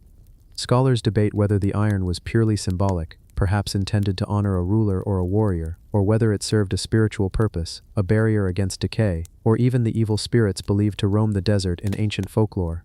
The mummy itself, preserved remarkably beneath the iron, shows signs of a life both ordinary and extraordinary. The facial features are surprisingly well defined, the expression calm, almost meditative. Clothing remnants, faded but still identifiable, hint at a person of status, perhaps a leader, a priest, or a figure whose importance transcended ordinary life. The combination of organic preservation and metalwork creates a sense of stillness, a frozen dialogue between the living and the dead, between the past and the present. The tomb's location in the harsh desert landscape adds another layer of intrigue. The Tarim Basin is known for its extreme temperatures and dry climate, conditions that have naturally preserved many mummies. But the addition of iron encasement suggests intentionality beyond environmental advantage. Whoever prepared this burial seemed intent on ensuring that this individual's presence, their story, and perhaps even their power, would endure long after the world around them changed. Artifacts found alongside the iron-clad mummy deepen the mystery. Small tools, ornaments, and fragments of textiles indicate a life surrounded by careful craftsmanship. Some objects appear imported, hinting at trade routes stretching far beyond the basin, connecting this remote desert with distant cultures. The interplay of local resources and foreign influence raises questions about the reach and significance of the individual buried here. One of the most unsettling aspects of the discovery is the quiet, almost oppressive aura that seems to linger in the tomb. Archaeologists describe a sense of stillness, a feeling as if the metal itself were holding its breath, guarding the mummy from intrusion. The iron plates, cold and unyielding, serve as both armor and barrier, preserving not just the body, but a fragment of history that refuses to be fully understood. The symbolism of the iron is manifold. Iron has long been associated with strength, resilience, and protection. Encasing a body in iron could signify a desire to protect the spirit, to prevent desecration, or to demonstrate status and power. Yet no written record explains why this practice occurred in this region, leaving the purpose of the ironclad burial a tantalizing puzzle. Was it the work of a community honoring their leader, or an individual's request for eternal preservation? The silence of history allows only speculation. As you imagine the Tarim Basin tomb, the desert winds brushing across the sands outside, it is easy to picture the figure within, silent, armored, waiting. The interplay of metal and flesh, of life and death, evokes a sense of continuity and connection. This is a person who lived, walked, and perhaps commanded attention in their time, now resting in stillness, a guardian of the past, whispering to those patient enough to observe. Even the process of excavation is a story in itself. Each layer removed from above the tomb reveals another fragment of history, a careful balance between curiosity and preservation. Archaeologists tread lightly, knowing that any hasty action could damage the iron plates, the mummy, or the delicate artifacts surrounding it. Time seems to slow within the tomb, mirroring the deliberate pace of the sands outside. The mystery of the ironclad mummy is compounded by its isolation. Few other burials of this nature have been found, making it a singular phenomenon in both China and the broader ancient world. Comparisons have been made to armored burials in other regions, but none match the combination of metalwork sophistication, desert preservation, and ritual complexity seen here. The Tarim Basin continues to guard its secrets, offering glimpses without full disclosure, inviting wonder, speculation, and quiet reflection. Artifacts such as small ceramic vessels, fragments of textiles, and personal ornaments suggest a life intertwined with ritual and daily practice. They speak of a culture that valued both the tangible and the spiritual, where care for the dead was expressed in meticulous attention to detail. The iron encasement, combined with these artifacts, creates a layered narrative of belief, artistry, and reverence that transcends time. The tomb of the ironclad mummy invites contemplation. Who was this person? Why were they encased in iron? What beliefs, fears, or hopes guided such a burial? Even today, as researchers study the site, as metal conservators work to preserve the plates, and as historians ponder the implications, the answers remain elusive. The tomb offers more questions than resolutions, and perhaps that is its true power, to remind us that some mysteries are meant to endure. The figure, still encased in iron, lies in quiet repose. Its presence is commanding yet calming, a paradox of vulnerability and strength. In imagining this tomb, it is easy to feel both awe and intimacy, to sense the hands that shaped the iron, the care in arranging the body, the deliberate attention that ensured its survival for millennia. The Tarim Basin, with its arid winds, vast horizons, and endless sands, cradles the tomb in silence. Each shifting dune and every whisper of wind outside seems to mirror the quiet guardianship of the iron plates. The mummy remains, a bridge across time, inviting contemplation and imagination. The ironclad mummy of Tarim Basin is more than a burial, it is a statement. It is a testament to human ingenuity, belief, and the desire for permanence in an impermanent world. And as we imagine the silent figure, encased in metal and mystery, we are reminded that history is not merely written, it is preserved, guarded, and sometimes armored, waiting for patient eyes to discover and wonder. The Singing Stones of Phaistos Disc Site. In the heart of Crete, where olive trees sway gently under the Mediterranean sun, and the wind carries whispers of civilizations long gone, lies the ancient site of Phaistos. This is a place steeped in mystery, a land where history and myth intertwine, leaving traces of human ingenuity carved into stone. Among these relics, one discovery stands out for its peculiar nature and haunting allure: the Singing Stones, a collection of rock formations that seem to hold a secret song from the past. Unlike ordinary stones, these rocks produce faint, melodic vibrations when struck in precise ways, as if they were instruments left behind by people who understood the subtle language of resonance. Archaeologists have noted their unusual composition, a blend of natural minerals that allows sound to travel in ways not fully explained by modern science. Walking among them, one can feel a subtle hum, almost imperceptible at first, then growing clearer with attentive listening, like echoes of forgotten ceremonies or quiet conversations of ancestors. The stones are arranged in a pattern, though whether this was intentional or a happy accident of nature is still debated. Some suggest that they may have served as musical instruments in ritualistic contexts, perhaps accompanying dances, prayers, or seasonal celebrations. Others propose that the sounds they emit were used to communicate across distances or to signal important events, a kind of early, natural acoustic technology that has been lost to time. As the sun filters through the surrounding hills, the surface of the stones glimmers, revealing faint carvings and indentations that hint at human interaction. Some markings resemble simple geometric shapes, while others are more intricate, perhaps symbolic representations of celestial bodies or local deities. Each groove, each line, carries a silent story, suggesting that these rocks were more than mere instruments. They were a medium for memory, for expression, for connection with forces larger than human comprehension. Archaeologists and historians who study the site often describe an uncanny sensation while exploring the stones. There is a quiet intensity, a feeling that the rocks themselves are alive with history, vibrating with the energy of countless generations who once touched, struck, or walked past them.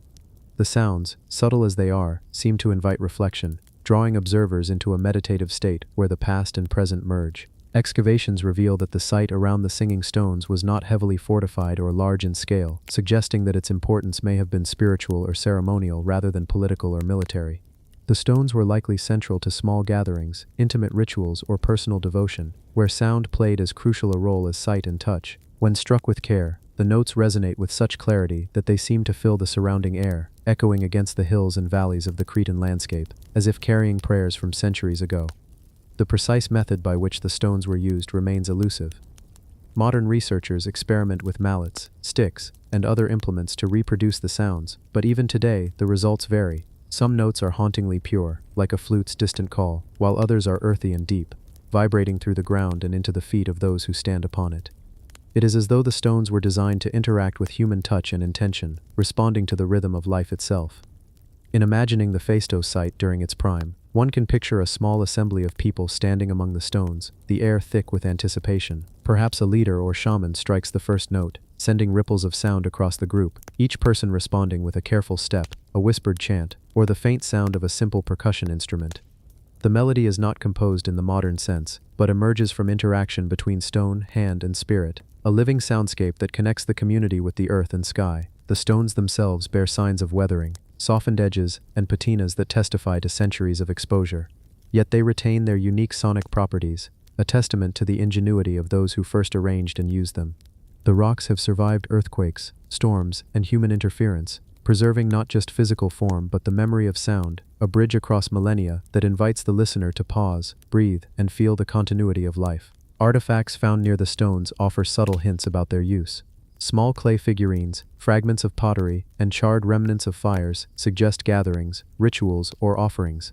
Each object, though unassuming, adds a layer of context, painting a picture of daily life intertwined with ceremony, where sound and ritual were inseparable.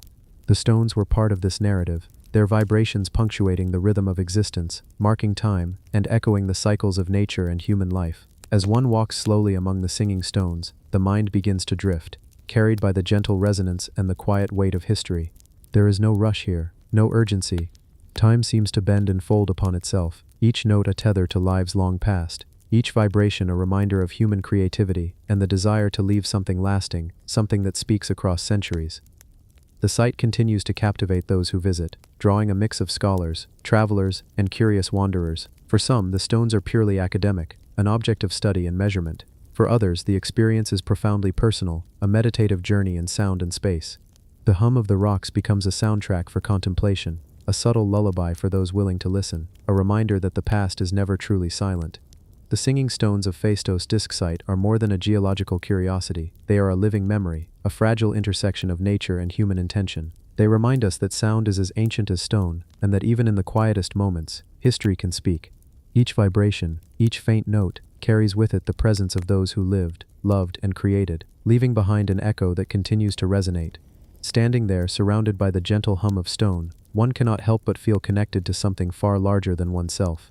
The melody of the stones is subtle, persistent, and comforting. It encourages reflection, patience, and calm. In a world that often rushes forward, the singing stones teach the value of stillness, the beauty of listening, and the quiet power of ancient ingenuity.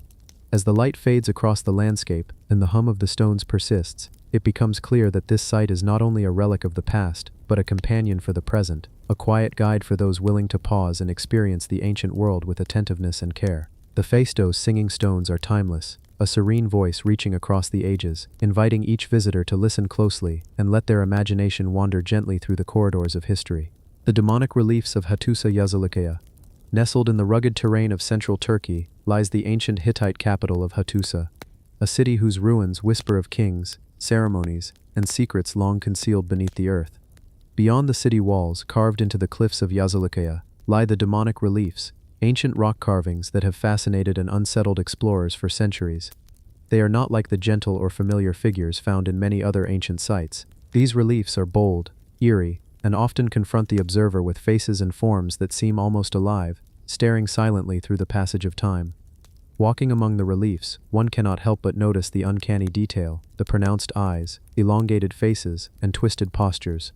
Some figures appear to be in motion, as though caught mid-step in rituals that occurred thousands of years ago. Others seem to reach out from the rock, as if aware of the present, observing the modern world from their stone prison. Scholars have debated their purpose, their meaning, and even the intentions behind their creation. Were they guardians, warnings, representations of gods, or perhaps manifestations of fears and myths held by the Hittites? The carvings are arranged along a series of natural chambers and open-air walls, their scale varying from small figures barely the size of a hand to towering forms that dominate the cliff faces.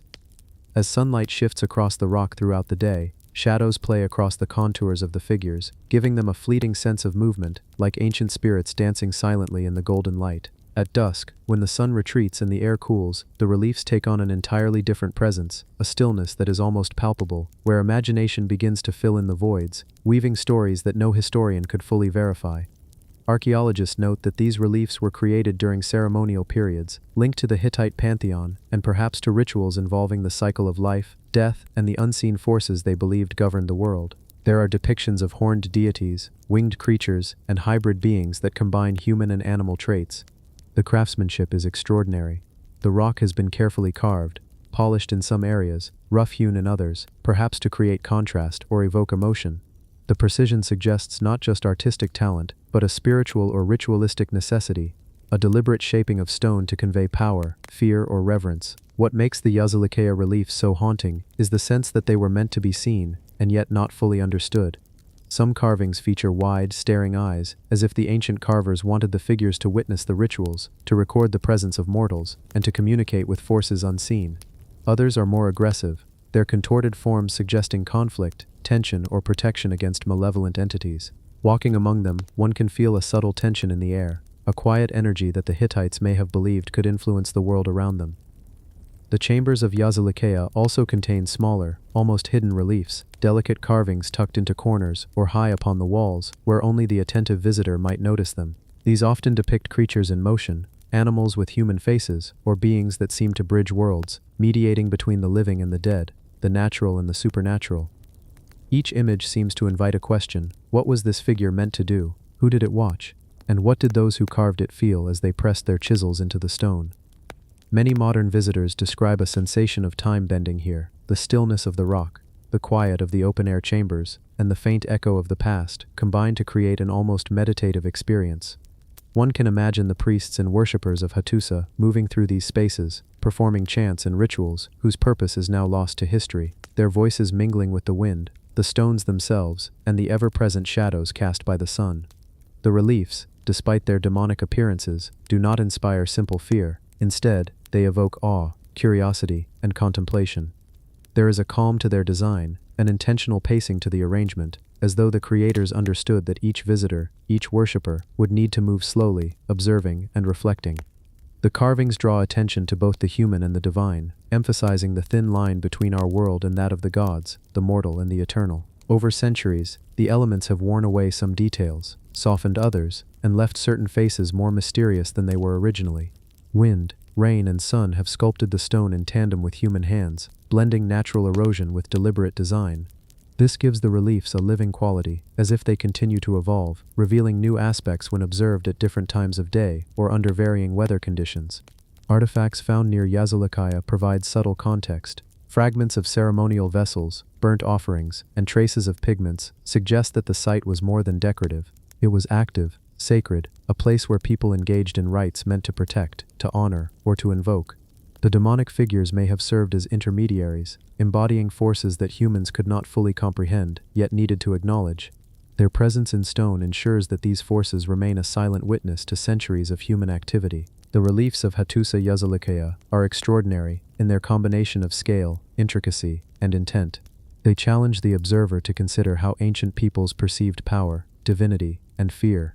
Standing before these carvings, one cannot help but feel a connection across millennia, a shared experience of wonder, contemplation, and respect for the unknown. Each figure, each gesture, each staring eye is a story waiting to be heard, a voice echoing from the past, subtle yet persistent, inviting calm reflection. And as you walk slowly through the chambers, listening to the quiet of the wind and the soft creak of stones underfoot, it becomes easy to imagine the lives of those who once moved here. They may have been scholars, priests, or ordinary citizens participating in rituals that bound their community together. Every detail, every subtle contour of the stone, was meant to convey something larger than life, something that modern observers can only sense, not fully understand. The demonic reliefs of Yazilikaya are a reminder that human history is layered, complex, and sometimes dark. Yet they also teach patience, observation, and a quiet respect for the mysteries left behind. Their presence encourages stillness, gentle curiosity, and a slow, thoughtful journey through the echoes of time. Each glance, each moment spent in their shadow, allows a connection to something enduring, something beyond immediate comprehension. A calm and meditative passage into the ancient world of the Hittites. The skeleton ship of the Baltic Sea. Far beneath the gray, churning waters of the Baltic Sea lies a secret world, preserved in silence for centuries. It is not a place frequented by casual explorers, and yet it holds one of the most haunting relics of maritime history, the skeleton ship. Sunlight barely reaches these depths, and the water is cold, calm, almost otherworldly, a vast, quiet expanse where time seems to pause. Here, in the shadows of the seabed, the ship rests, a skeletal memory of journeys long past, its timbers encrusted with salt and the slow passage of centuries. The first glimpse of the skeleton ship is startling, even to the most seasoned divers. Its outline, still unmistakably a vessel, emerges from the silt like a ghost. Masts, though broken and tilted, point upward as if still reaching for the sky that no longer meets them. The ribs of the hull jut out from the sand, skeletal and open, echoing the very name it has earned. There is a strange beauty to this decay, a reminder that what survives is not just the material, but the essence of the ship, the echoes of its voyages, and the lives it carried across these waters. Historians and archaeologists who have studied the ship note its unusual construction. Some of the wood is treated in ways that hint at ancient preservation techniques, possibly known only to the master shipbuilders of the time. The ship's design is different from typical Baltic vessels. It suggests either experimentation or a very specific purpose, one that modern eyes struggle to fully understand. Why this vessel was built this way, and why it sank in such solitude, remains a mystery. Some suggest it was caught in a sudden storm, others whisper of hidden conflicts, or even that the ship carried more than just cargo, perhaps secrets that demanded concealment beneath these cold, dark waters. Exploring the ship even from a distance reveals fragments of its cargo. Rusted anchors, broken barrels, and scattered personal items lie where they fell centuries ago. Each artifact is a story frozen in time. A spoon, a piece of rope, the remnants of a sailor's box, hints of the daily life aboard this vessel. It is easy to imagine the crew moving through the narrow decks, their footsteps echoing softly against the wood, unaware of the fate that awaited them. The water preserves silence in a way that land cannot, holding the memory of each motion, each command, each whispered word. Above the ship, light dances in slow, wavering patterns, filtering through the water and illuminating details with a spectral quality. Fish swim cautiously among the beams, their scales glinting like tiny reflections of a distant sun. The water is almost too still, too patient, as though it has waited for centuries for someone to witness this scene. One can almost feel the ship breathing, a slow rhythmic pulse of memory and history, carrying the observer gently into the past. Archaeologists believe that the ship dates back several centuries, yet its origins are still debated. Some point to trade routes linking the Baltic coast to the North Sea and beyond, while others suggest that the ship was part of a secretive venture, perhaps carrying goods or treasures never recorded in any ledger or map. Even the smallest details, the alignment of planks, the carvings on the bow, the remnants of metal fittings, speak of a careful craftsmanship and a purpose that was deliberate, intricate, and in many ways unknowable to us today. The skeleton ship is more than a vessel, it is a bridge between the living and the past. A frozen story in which the wind, the waves, and human endeavor have all played a part. Divers who have descended to its resting place describe a calmness unlike any other. The water muffles the noise of the world above, leaving only the rhythmic whisper of currents and the subtle sound of sediment shifting. In this quiet, it is easy to feel the presence of those who once walked these decks, to sense the weight of history and the inevitability of time's passage. One of the most haunting aspects of the ship is its skeletal appearance. The frame, stripped of many planks, exposes the internal structure in a way that makes it seem alive, almost breathing. Some have likened the ribs of the vessel to the bones of a giant creature, a leviathan resting beneath the waves, watching silently as centuries pass above it. The eerie stillness, combined with the immense scale, can instill a strange mix of awe and unease, a calm tension that encourages reflection and deep thought. Artifacts recovered or photographed from the site show glimpses of human life aboard. Personal items, remnants of tools, and traces of food containers hint at a crew with routines, rituals, and relationships not unlike our own. Imagining their daily lives, navigating treacherous waters, repairing sails, preparing meals, and telling stories in the quiet hours, creates a sense of intimacy across time, a shared humanity that connects us to people who lived and worked hundreds of years ago. The ship also raises questions that remain unanswered. Why was it left where it rests, untouched by salvage or warfare? What was its mission, and what stories did it carry that will never reach the surface? The water keeps these answers closely guarded, preserving the mystery for those willing to pause, to observe, and to let the calm of the Baltic seep into their thoughts. As one drifts along the skeleton ship, whether physically or in imagination, it becomes easy to let the mind wander. One can picture the waves lapping gently against the hull, the wind whispering through masts long gone, and the distant cries of seabirds mingling with the faint creaks of wood settling in the sand. Every detail of the wreck, every shadow, every glint of metal or wood, becomes a part of a narrative that stretches beyond centuries, inviting the observer to reflect on impermanence, resilience, and the quiet persistence of memory. Even today, as technology allows us to photograph, measure, and explore with remotely operated vehicles, the skeleton ship resists full understanding. Its mysteries persist, wrapped in layers of water, silt, and history, waiting for those who are patient enough to watch, to listen, and to feel. There is no rush here. The calm rhythm of the sea encourages slow contemplation, a gentle immersion into a story that is as much felt as it is observed. The skeleton ship of the Baltic Sea is not merely a relic, it is an experience. It is a space where time folds, where history becomes tangible, where the quiet voice of the past can be heard if one moves slowly enough, breathes deeply enough, and allows the imagination to drift along the currents. Every plank, every shadow, every artifact is a doorway into a vanished world, an invitation to let go of urgency and step into the measured, quiet pulse of history beneath the waves. As the observer drifts away, leaving the ship to its eternal rest, the memory lingers. The skeleton ship remains, silently enduring, a calm sentinel of centuries, holding its secrets, whispering its story, and inviting reflection on the lives, choices, and mysteries that shaped its existence. The lost colossus of Paeonia. High in the misty hills of ancient Paeonia, where the wind whispers through valleys untouched by modern roads, there once stood a colossus, a monument of stone and imagination. Its presence was meant to awe, to impress, and to mark a history now almost entirely forgotten. Today, only fragments remain, scattered across the landscape, partially buried, silently hinting at the grandeur that once dominated these hills. As we begin our journey to understand this lost giant, it is important to move slowly, to breathe, and to let the quietude of this place carry us gently through time. The first thing a visitor notices, even from a distance, is the scale. What remains of the colossus towers above the terrain in broken arcs and shattered limbs. Its head, if still recognizable, is tilted toward the horizon, as if scanning the distance for the passage of centuries. Weathered by wind, rain, and time, the stone has softened, taking on a muted palette of grays and earthy browns, blending seamlessly into the hills. And yet, despite its decay, there is an unmistakable sense of intentionality in the craftsmanship. Every curve, every line, every surviving detail speaks to a careful, deliberate effort, to a society that sought to convey power, reverence, and permanence. Archaeologists who have visited the site note that the construction techniques are exceptional, suggesting a mastery of stone that we struggle to fully comprehend today.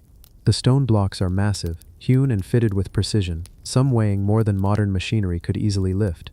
Yet there is also a raw, almost organic quality to the colossus, as though the sculptors allowed the stone itself to guide their hands. It is this combination of technical skill and intuitive artistry that makes the lost colossus so compelling and so mysterious, for it bridges human ambition with natural form in a way that seems almost alive. Exploring the site, one cannot help but imagine the colossus in its original glory. Its arms might have stretched outward, as if embracing the land it oversaw. Its posture, whether upright or in motion, conveyed a message. Strength, protection, or perhaps warning. People who lived in its shadow may have constructed rituals, pilgrimages, or offerings in its presence, and one can almost sense these moments lingering in the air, preserved by memory, even if lost to written history. Fragments of the colossus hint at symbolic elements, carved patterns, faint traces of paint, and the remains of ceremonial adornments. Some of these details are subtle, a curve here, a line there, but they suggest a deeper meaning, perhaps a connection to mythology, astronomy, or the governance of Paeonia itself. The colossus was not just a statue, it was a language of stone, a silent communicator to generations long vanished. And though much has eroded, the fragments retain a power that transcends time. There are questions that remain unanswered. Who commissioned the Colossus, and why? What messages were meant to be conveyed to the people of Paeonia, or to outsiders passing through? Some scholars propose that it marked a sacred site, a burial ground, or a place of assembly. Others suggest that the Colossus was a guardian figure, watching over the hills, protecting territories, or embodying the spirit of a ruler or deity. The ambiguity only adds to its allure, encouraging us to linger, to observe, and to imagine the world it once inhabited. As the light shifts through the day, the broken limbs and scattered fragments create shifting shadows across the landscape. These shadows elongate, shrink, and dance with the sun, almost giving the Colossus a sense of motion, as if it were slowly awakening from centuries of slumber. Walking among the ruins, it is easy to lose track of time, to feel the centuries compress, and to connect with the people who sculpted, revered, and perhaps feared this giant. The sheer scale of the Colossus encourages a slower, more contemplative pace. One begins to notice the textures, the grain of the stone, the subtle erosion patterns, the tiny carvings almost invisible to the untrained eye. Each detail is a whisper from the past, a conversation paused mid-sentence, waiting for a listener willing to pause and engage with it patiently. Even the sound of the wind through the broken stone seems to carry messages, soft murmurs of history traveling across the hills and into the mind of the observer. There is also an element of mystery that cannot be ignored. Some fragments appear intentionally buried, while others seem discarded. Certain alignments suggest that the Colossus might have been positioned in accordance with celestial events, or to interact with the landscape in ways that are no longer obvious. Every step taken around the site raises new questions, each more tantalizing than the last, inviting the mind to wander slowly, to consider, to reflect. The lost Colossus of Paeonia is not merely a statue, it is a story in stone, a marker of human ambition and creativity, and a silent witness to the passage of time. Imagining the Colossus in its prime, standing tall above the hills, one can almost hear the voices of the past carried on the wind, the laughter of children playing nearby, the careful footsteps of sculptors, the chants of rituals performed beneath its shadow. These echoes merge with the calm of the present, creating a gentle immersive connection across centuries. Even in decay, there is a sense of motion, a feeling that the Colossus still commands its surroundings. The hills seem to curve around it, as if cradling the statue in quiet reverence. Birds circle overhead, landing on fragments that protrude from the ground, adding their voices to the silent song of the past. Each detail invites observation, patience, and quiet reflection. It is a place to move slowly, to breathe deeply, and to let the imagination fill in what time has taken away. For those who wander among its ruins, the Colossus offers a rare form of solace. Its scale reminds us of human potential and ambition, yet its fragility and decay remind us of impermanence. It is both a monument and a meditation, a site that encourages a calm, thoughtful pace, allowing the mind to drift and the senses to absorb the quiet drama of history preserved in stone.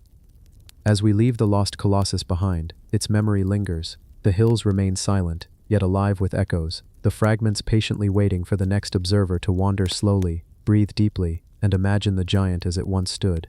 It is a timeless experience, an invitation to pause, reflect, and drift alongside the whispers of the past. The petrified wanderers of Cappadocia Caves. In the heart of Cappadocia, where soft volcanic rock meets endless skies, lie caves that have witnessed centuries pass in quiet solitude. These caves are not just hollowed homes or storage spaces.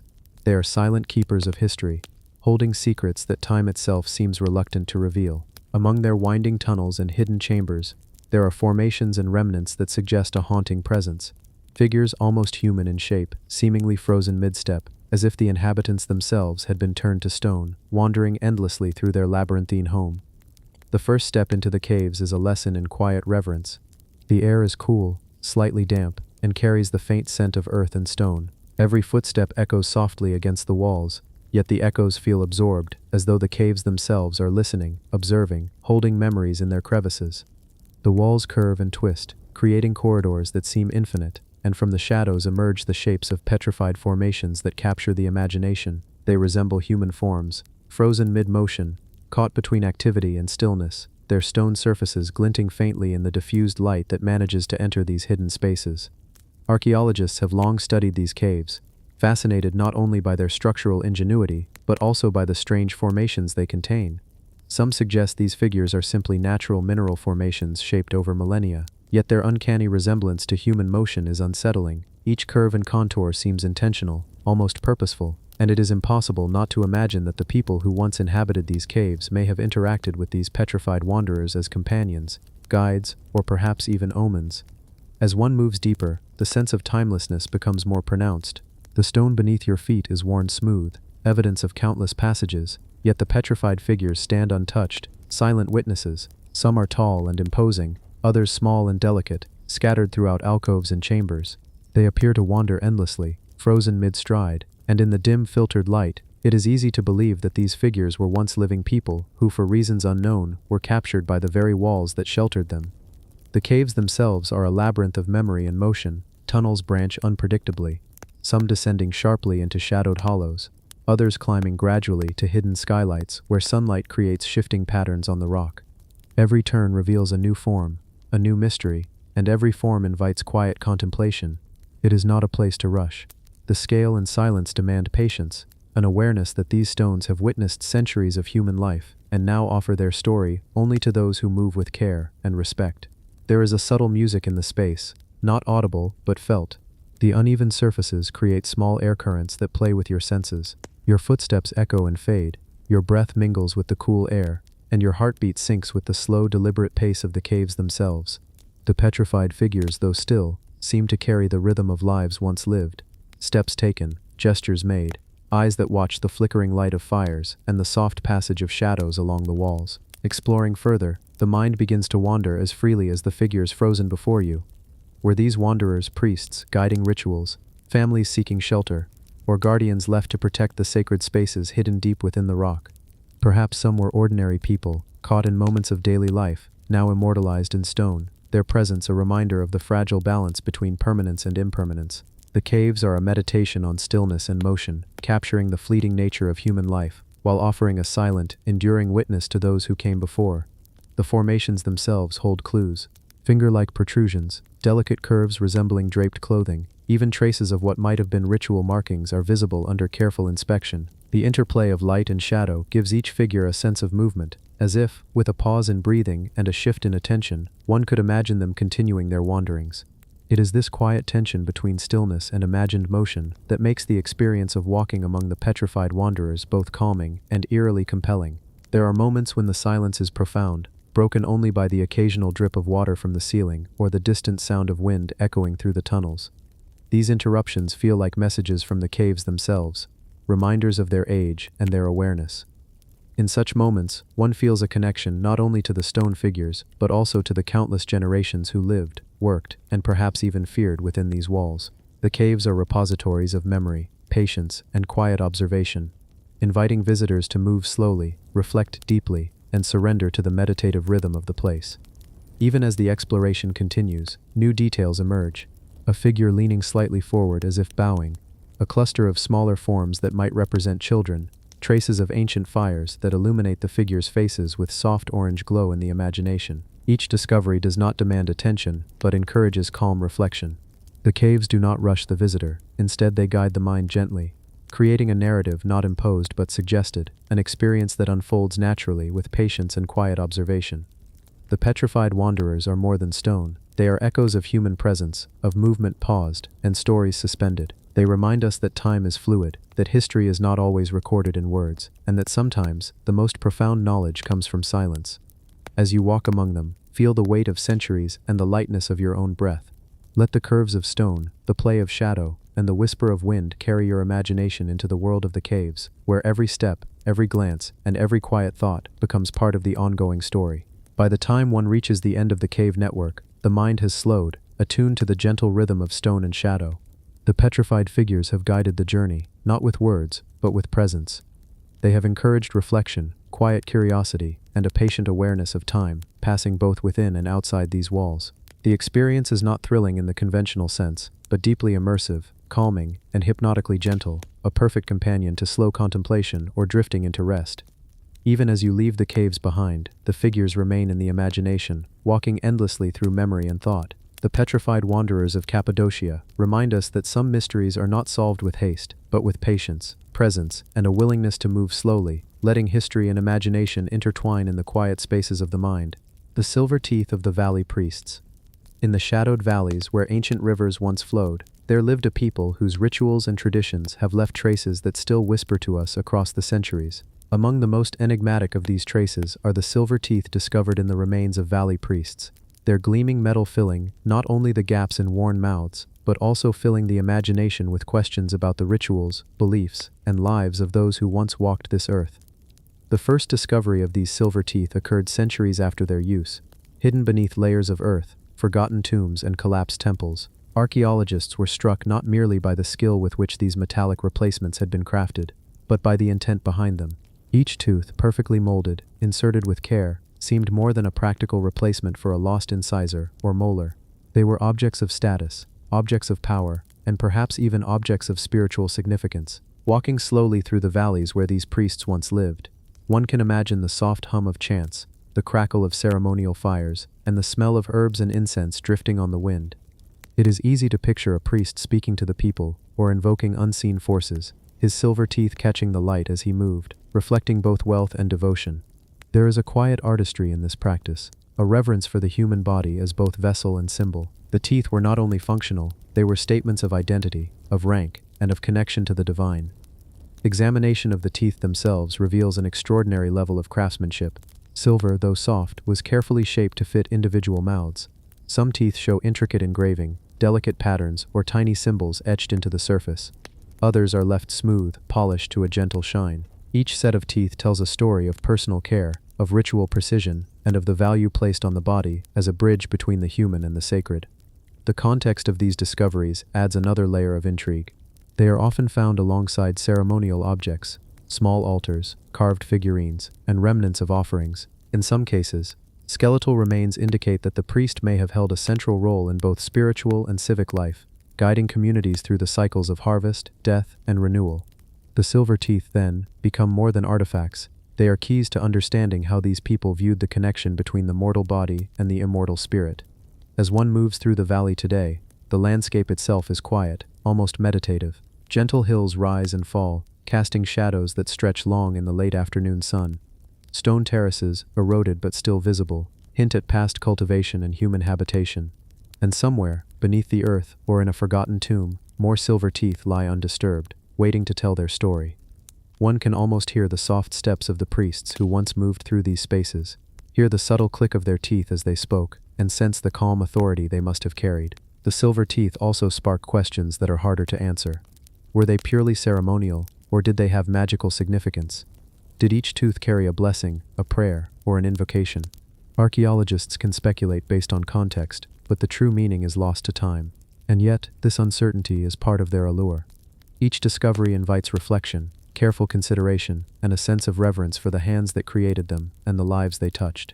Walking slowly among the valley ruins, it is possible to imagine the daily lives of these priests. Some may have worn silver teeth as they led ceremonies at dawn, guiding the community in song and ritual. Others may have walked alone through the hills, contemplating the cycles of nature and the mysteries of life and death. Every smile, every word spoken, carried with it the weight of belief, the authority of tradition, and perhaps the hope that silver could connect the living to the divine. Even in death, the priests seem to speak to us. The placement of silver teeth in their mouths suggests intentional preservation, a concern for the journey beyond life, and an enduring respect for the body as a sacred vessel. They remind us that human ingenuity and belief often intertwine, creating objects that are practical, beautiful, and profoundly symbolic all at once. As the eyes trace the contours of the silver, the imagination drifts to the hands that shaped them, the rituals they witnessed, and the lives they adorned. The quiet of the valleys complements the stillness of the tombs. Time moves slowly here, measured by the shifting shadows across hills and valleys, by the subtle erosion of stone and soil. In this silence, the silver teeth reveal their presence not loudly or brashly, but gently, inviting careful attention, contemplation, and wonder. They are markers of a people who understood the power of symbols, the importance of craftsmanship, and the subtle interplay between life, death, and remembrance. Each tooth, each set, is a story frozen in silver. Some show wear, evidence of decades of use, while others appear almost untouched, preserved in the meticulous care of a ritualized society. They hint at hierarchies, beliefs, and practices that shaped the valley communities and the spiritual landscape they inhabited. As one moves from site to site, considering the context and the remains, a vision emerges of a culture deeply intertwined with the natural and spiritual world, where even the smallest artifact carries the weight of centuries. By the end of a slow contemplative walk through these valleys, the silver teeth have done more than decorate a skeleton. They have conveyed the rhythm of human life, the meticulous care of artisans, and the quiet devotion of those who once served as intermediaries between the earthly and the divine. They encourage patience, attentiveness, and a recognition that some mysteries are revealed not in haste, but in gentle observation. Even as the sun begins to fade behind the hills, and the cool evening air settles over the valley, the silver teeth remain in the mind's eye, glimmering softly, like a whisper from the past. Their presence is calming, hypnotic, and deeply human, inviting slow, deliberate thought and a gentle letting go of the rush of the day. They carry with them a sense of continuity, of history, and of connection, bridging the centuries with quiet, enduring grace. The goat-head idol of Palmyra's underground temple. Beneath the sun-scorched sands of Palmyra, far from the bustling streets and ancient ruins tourists usually visit, there exists a quieter, more secretive world, an underground temple carved into the earth centuries ago. Hidden passageways lead into darkness, and the air here is cool, carrying the faint scent of stone, dust, and long-forgotten incense. At the center of this subterranean sanctuary sits an object that has captured the attention of archaeologists and historians alike, the goat-head idol. The first encounter with this idol is striking. Its head, meticulously carved from dark stone, features curved horns and deeply set eyes. Eyes that seem to follow you gently, observing with a quiet, deliberate presence. The body, small in proportion to the head, is simple yet purposeful. Every line, every curve suggests intention, and yet the exact purpose of this figure remains elusive. Was it worshipped, feared, or both? Did it mark the threshold between the earthly and the divine, or serve as a symbol for rituals lost to time? As one walks slowly through the underground temple, it is possible to imagine the soft flicker of oil lamps casting long shadows along the walls. The goat-head idol, positioned carefully in the center of a circular chamber, would have been the focal point of ceremonies. Perhaps priests, their faces shrouded, moved quietly around the idol, murmuring invocations or guiding initiates through rites that are now forever hidden. The echoes of these footsteps, long absorbed by stone, carry with them a sense of reverence and solemnity. The craftsmanship of the idol itself is remarkable. The horns curve outward in a protective gesture, the face detailed with a subtle, almost human expression. Small chips and scratches on the surface hint at centuries of handling, of rituals performed carefully, repeatedly, with devotion. One can imagine hands, ancient, skilled, deliberate, polishing and maintaining the figure, ensuring it remained a powerful and respected presence within the temple. Artifacts found alongside the idol deepen the mystery. Fragments of pottery, tiny ceremonial tools, and traces of pigments suggest the chamber was a site of repeated ritual activity. The walls are etched with faint symbols, barely discernible in the dim light, perhaps depicting stories, invocations, or warnings. Together, these elements paint a picture of a space designed for reflection, ceremony, and perhaps even initiation, where every object, including the goat-head idol, carried meaning beyond its mere form. The location of the temple adds another layer of intrigue. Deep underground, it is insulated from the changing climate, the shifts of empire, and the passage of ordinary life above. Here the air is cool, the light dim, and time seems to slow. Visitors moving through this space are compelled to walk quietly, to speak softly, to sense rather than demand understanding. In this quiet, the idol's presence becomes more pronounced. It does not shout or demand attention, it waits, patiently for careful observation, for the mind to slow and absorb the subtle messages of the past. The figure's goat-like features are particularly captivating. In many ancient cultures, goats were symbols of vitality, stubbornness, or otherworldly connection. The choice of a goat head, in this context, could reflect attributes revered or feared by the people who created the idol. Perhaps it was a guardian of the temple, a spiritual intermediary, or a conduit to the unseen. The truth is obscured by time, but this ambiguity allows the imagination to drift, to consider the endless possibilities, and to feel the quiet awe of encountering something crafted with purpose, centuries before. Walking through the temple, one might notice the interplay of light and shadow on the idol's surface. The dim glow of modern lamps reveals subtle textures and details, the polish of the stone, and the faint traces of color that once adorned the figure. Each observation draws the mind inward, encouraging contemplation and calm.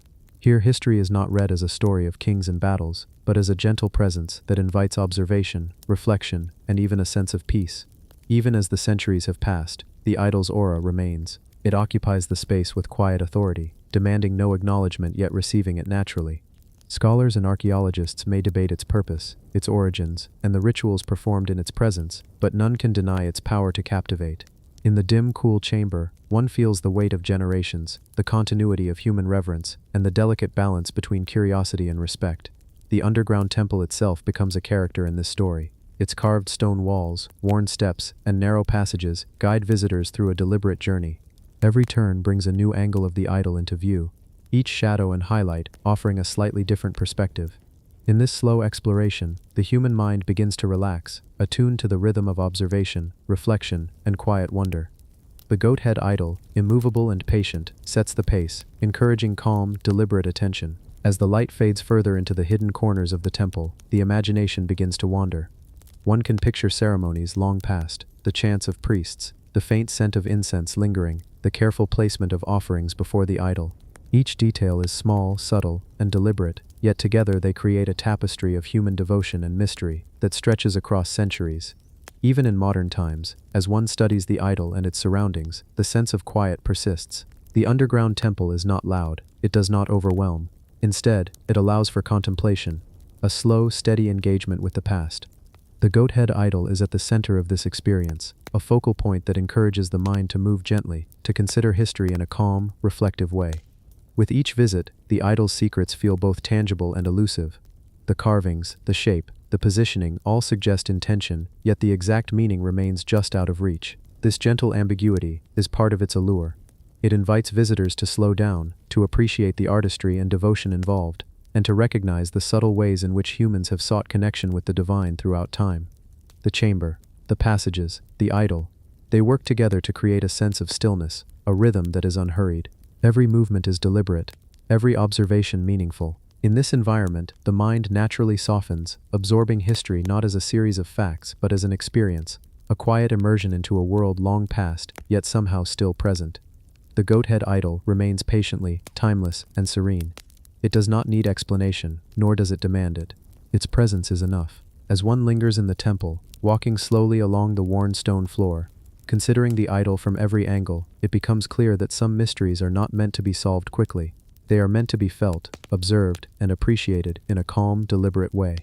Even as footsteps fade and the temple settles into quiet once again, the goat-head idol stands watch, a silent witness to human curiosity, devotion, and creativity. Its presence invites patience, reflection, and a gentle slowing of the mind, encouraging a meditative connection with the past, one that lingers softly and comfortably long after leaving the stone chambers. The blood-red tablets of Kish. In the heart of ancient Mesopotamia, where the Tigris and Euphrates rivers carved their way through the fertile plains, lies the forgotten city of Kish. Once a center of kings and scribes, Kish now rests quietly beneath layers of soil, its secrets held in fragments and relics. Among these relics are the blood-red tablets, small but haunting pieces of clay, their surfaces stained with a deep red pigment that has captured the imagination of historians and archaeologists alike. The first time one sees these tablets, their color is striking. It is not the simple ochre of ordinary pottery or the muted tones of baked clay. It is a vivid, almost unsettling crimson that seems to carry within it centuries of history. The pigment, painstakingly applied, is thought to have symbolic significance, though exactly what it represented has long been debated. Some suggest it marked sacred texts, others that it signaled rituals of protection, or even warnings. Whatever their purpose, the red hue draws the eye and slows the mind, inviting careful attention. Holding one of these tablets, you can feel its weight in your hand. Small yet substantial, each groove and inscription a testament to the skilled hands that created it. The inscriptions themselves are delicate, etched in cuneiform, the earliest form of writing known to humankind. Each wedge and line speaks of a world where words were still shapes in clay, where communication was physical, tactile, and permanent. One can imagine the scribe seated in the heat of Kish, pressing each symbol into the soft clay, fully aware that these marks might outlast him, might carry messages into centuries beyond his own. The color of the tablets adds a quiet tension to their presence. Red is a color of life, of blood, of warning. It is a hue that captivates, that demands acknowledgement, yet here it is muted by time and soil, softened by centuries of quiet rest. Walking through the excavation site, one notices how the red surfaces catch the filtered sunlight, or the gentle glow of modern lamps. The effect is subtle but powerful. The tablets do not shout their significance, they whisper it. They are intimate objects, meant to be seen closely, studied slowly, understood over time. Archaeologists often describe the sense of atmosphere when working with the tablets. The site itself is still, the wind brushing across the plain carrying faint echoes of an ancient city. Digging carefully, they reveal fragments of clay, each one telling a part of a story that is incomplete, yet compelling. The red pigment, now faint in some areas and brighter in others, marks a deliberate choice. It is clear that those who made these tablets had intention, meaning, and care. The subtlety of the color, paired with the precision of the inscriptions, creates a calming, reflective experience for anyone who approaches them thoughtfully. The inscriptions themselves, though largely undeciphered, evoke a sense of continuity. Symbols etched into clay, repeated patterns, and occasional recognizable signs all hint at prayers, records, or instructions. As one traces the lines with eyes or fingers, there is a meditative quality to it. Time slows, the noise of the modern world fades. What remains is the quiet connection between the observer and the ancient scribe, separated by millennia, yet linked through careful marks on clay. The red pigment has other stories to tell. Some studies suggest it was derived from natural minerals, carefully ground and mixed to create a durable, lasting dye. Others believe it could have come from organic sources, giving it a slightly different character, perhaps even a faint scent, when the tablets were freshly made. Imagining the preparation of these pigments adds another layer to their mystery. The labor involved, the skill required, and the intentionality all speak to a culture that valued permanence, ritual, and reverence for the written word. Moving slowly through the excavation site, one can almost sense the rhythm of life in ancient Kish. Scribes working under the sun, clay tablets drying in the open air, careful hands applying the red pigment, families and priests moving around temples and homes, all existing in a carefully balanced society. The tablets, now centuries later, allow glimpses into this rhythm. They do not tell the whole story, but they suggest it. They invite observation, careful thought, and gentle reflection. The blood-red tablets are also remarkable for the intimacy they offer. Unlike monumental statues or towering pyramids, these tablets are small, personal objects. They are held, examined, turned in the hands, their surfaces touched with care. There is a human element embedded in them, a reminder that the past was made of individuals who experienced joy, fear, devotion, and curiosity, just as we do today. Observing them slowly, without rush, encourages a similar pace in the observer, calm, deliberate, and reflective. One can imagine the tablets being used in rituals, perhaps placed on altars, carried by priests, or stored carefully in temple chambers. The red color might have marked them as sacred, signaling their importance in daily or seasonal ceremonies. Each mark, each stroke of the cuneiform, was deliberate. Every tablet holds a tiny fragment of a human story, waiting patiently for modern eyes to slow down and appreciate its significance. The condition of the tablets today adds to their quiet allure. Faint cracks, worn edges, and subtle variations in color create a texture that is almost tactile in the imagination. They suggest age, care, and the gentle passage of time. Observers can take comfort in the continuity this implies, that even as civilizations rise and fall, some traces of human thought, intention, and artistry endure, quietly, patiently, waiting to be noticed. The site itself, as one lingers, contributes to the atmosphere. The surrounding soil, the scattered fragments, and the gentle hum of wind across the plains all encourage a slow pace. There is no rush here. Each tablet, each fragment, deserves attention. The eye moves gently across the surface, noting details in the inscriptions and variations in color, letting the mind wander, imagine, and reflect. Even without fully understanding the meaning of every cuneiform symbol, the experience of the blood-red tablets is meditative. They offer a moment to pause, to connect with a civilization long gone, to appreciate the deliberate craft and thoughtful intention of those who created them. There is a quiet beauty in this. History experienced not as dates and facts, but as a sensory, emotional, and reflective journey.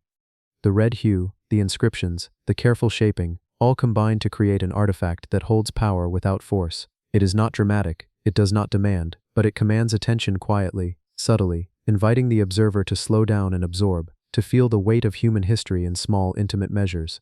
As one examines the tablets in the soft glow of modern lighting, or imagines them resting in the dry Mesopotamian sun, a sense of calm and continuity emerges. These tablets, centuries old, endure as patient witnesses. They remind us that even the smallest objects can carry immense meaning, that reflection and careful observation reveal truths that no hurried glance could ever uncover. The blood-red tablets of Kish remain silent, yet they speak to those willing to listen. Their color, their inscriptions, and their deliberate creation offer a gentle invitation to slow down, reflect, and feel the presence of the past. Here, history is not a rush of information, it is a quiet, meditative experience, one that lingers softly, comfortably, and deeply, long after leaving the soil of Kish behind.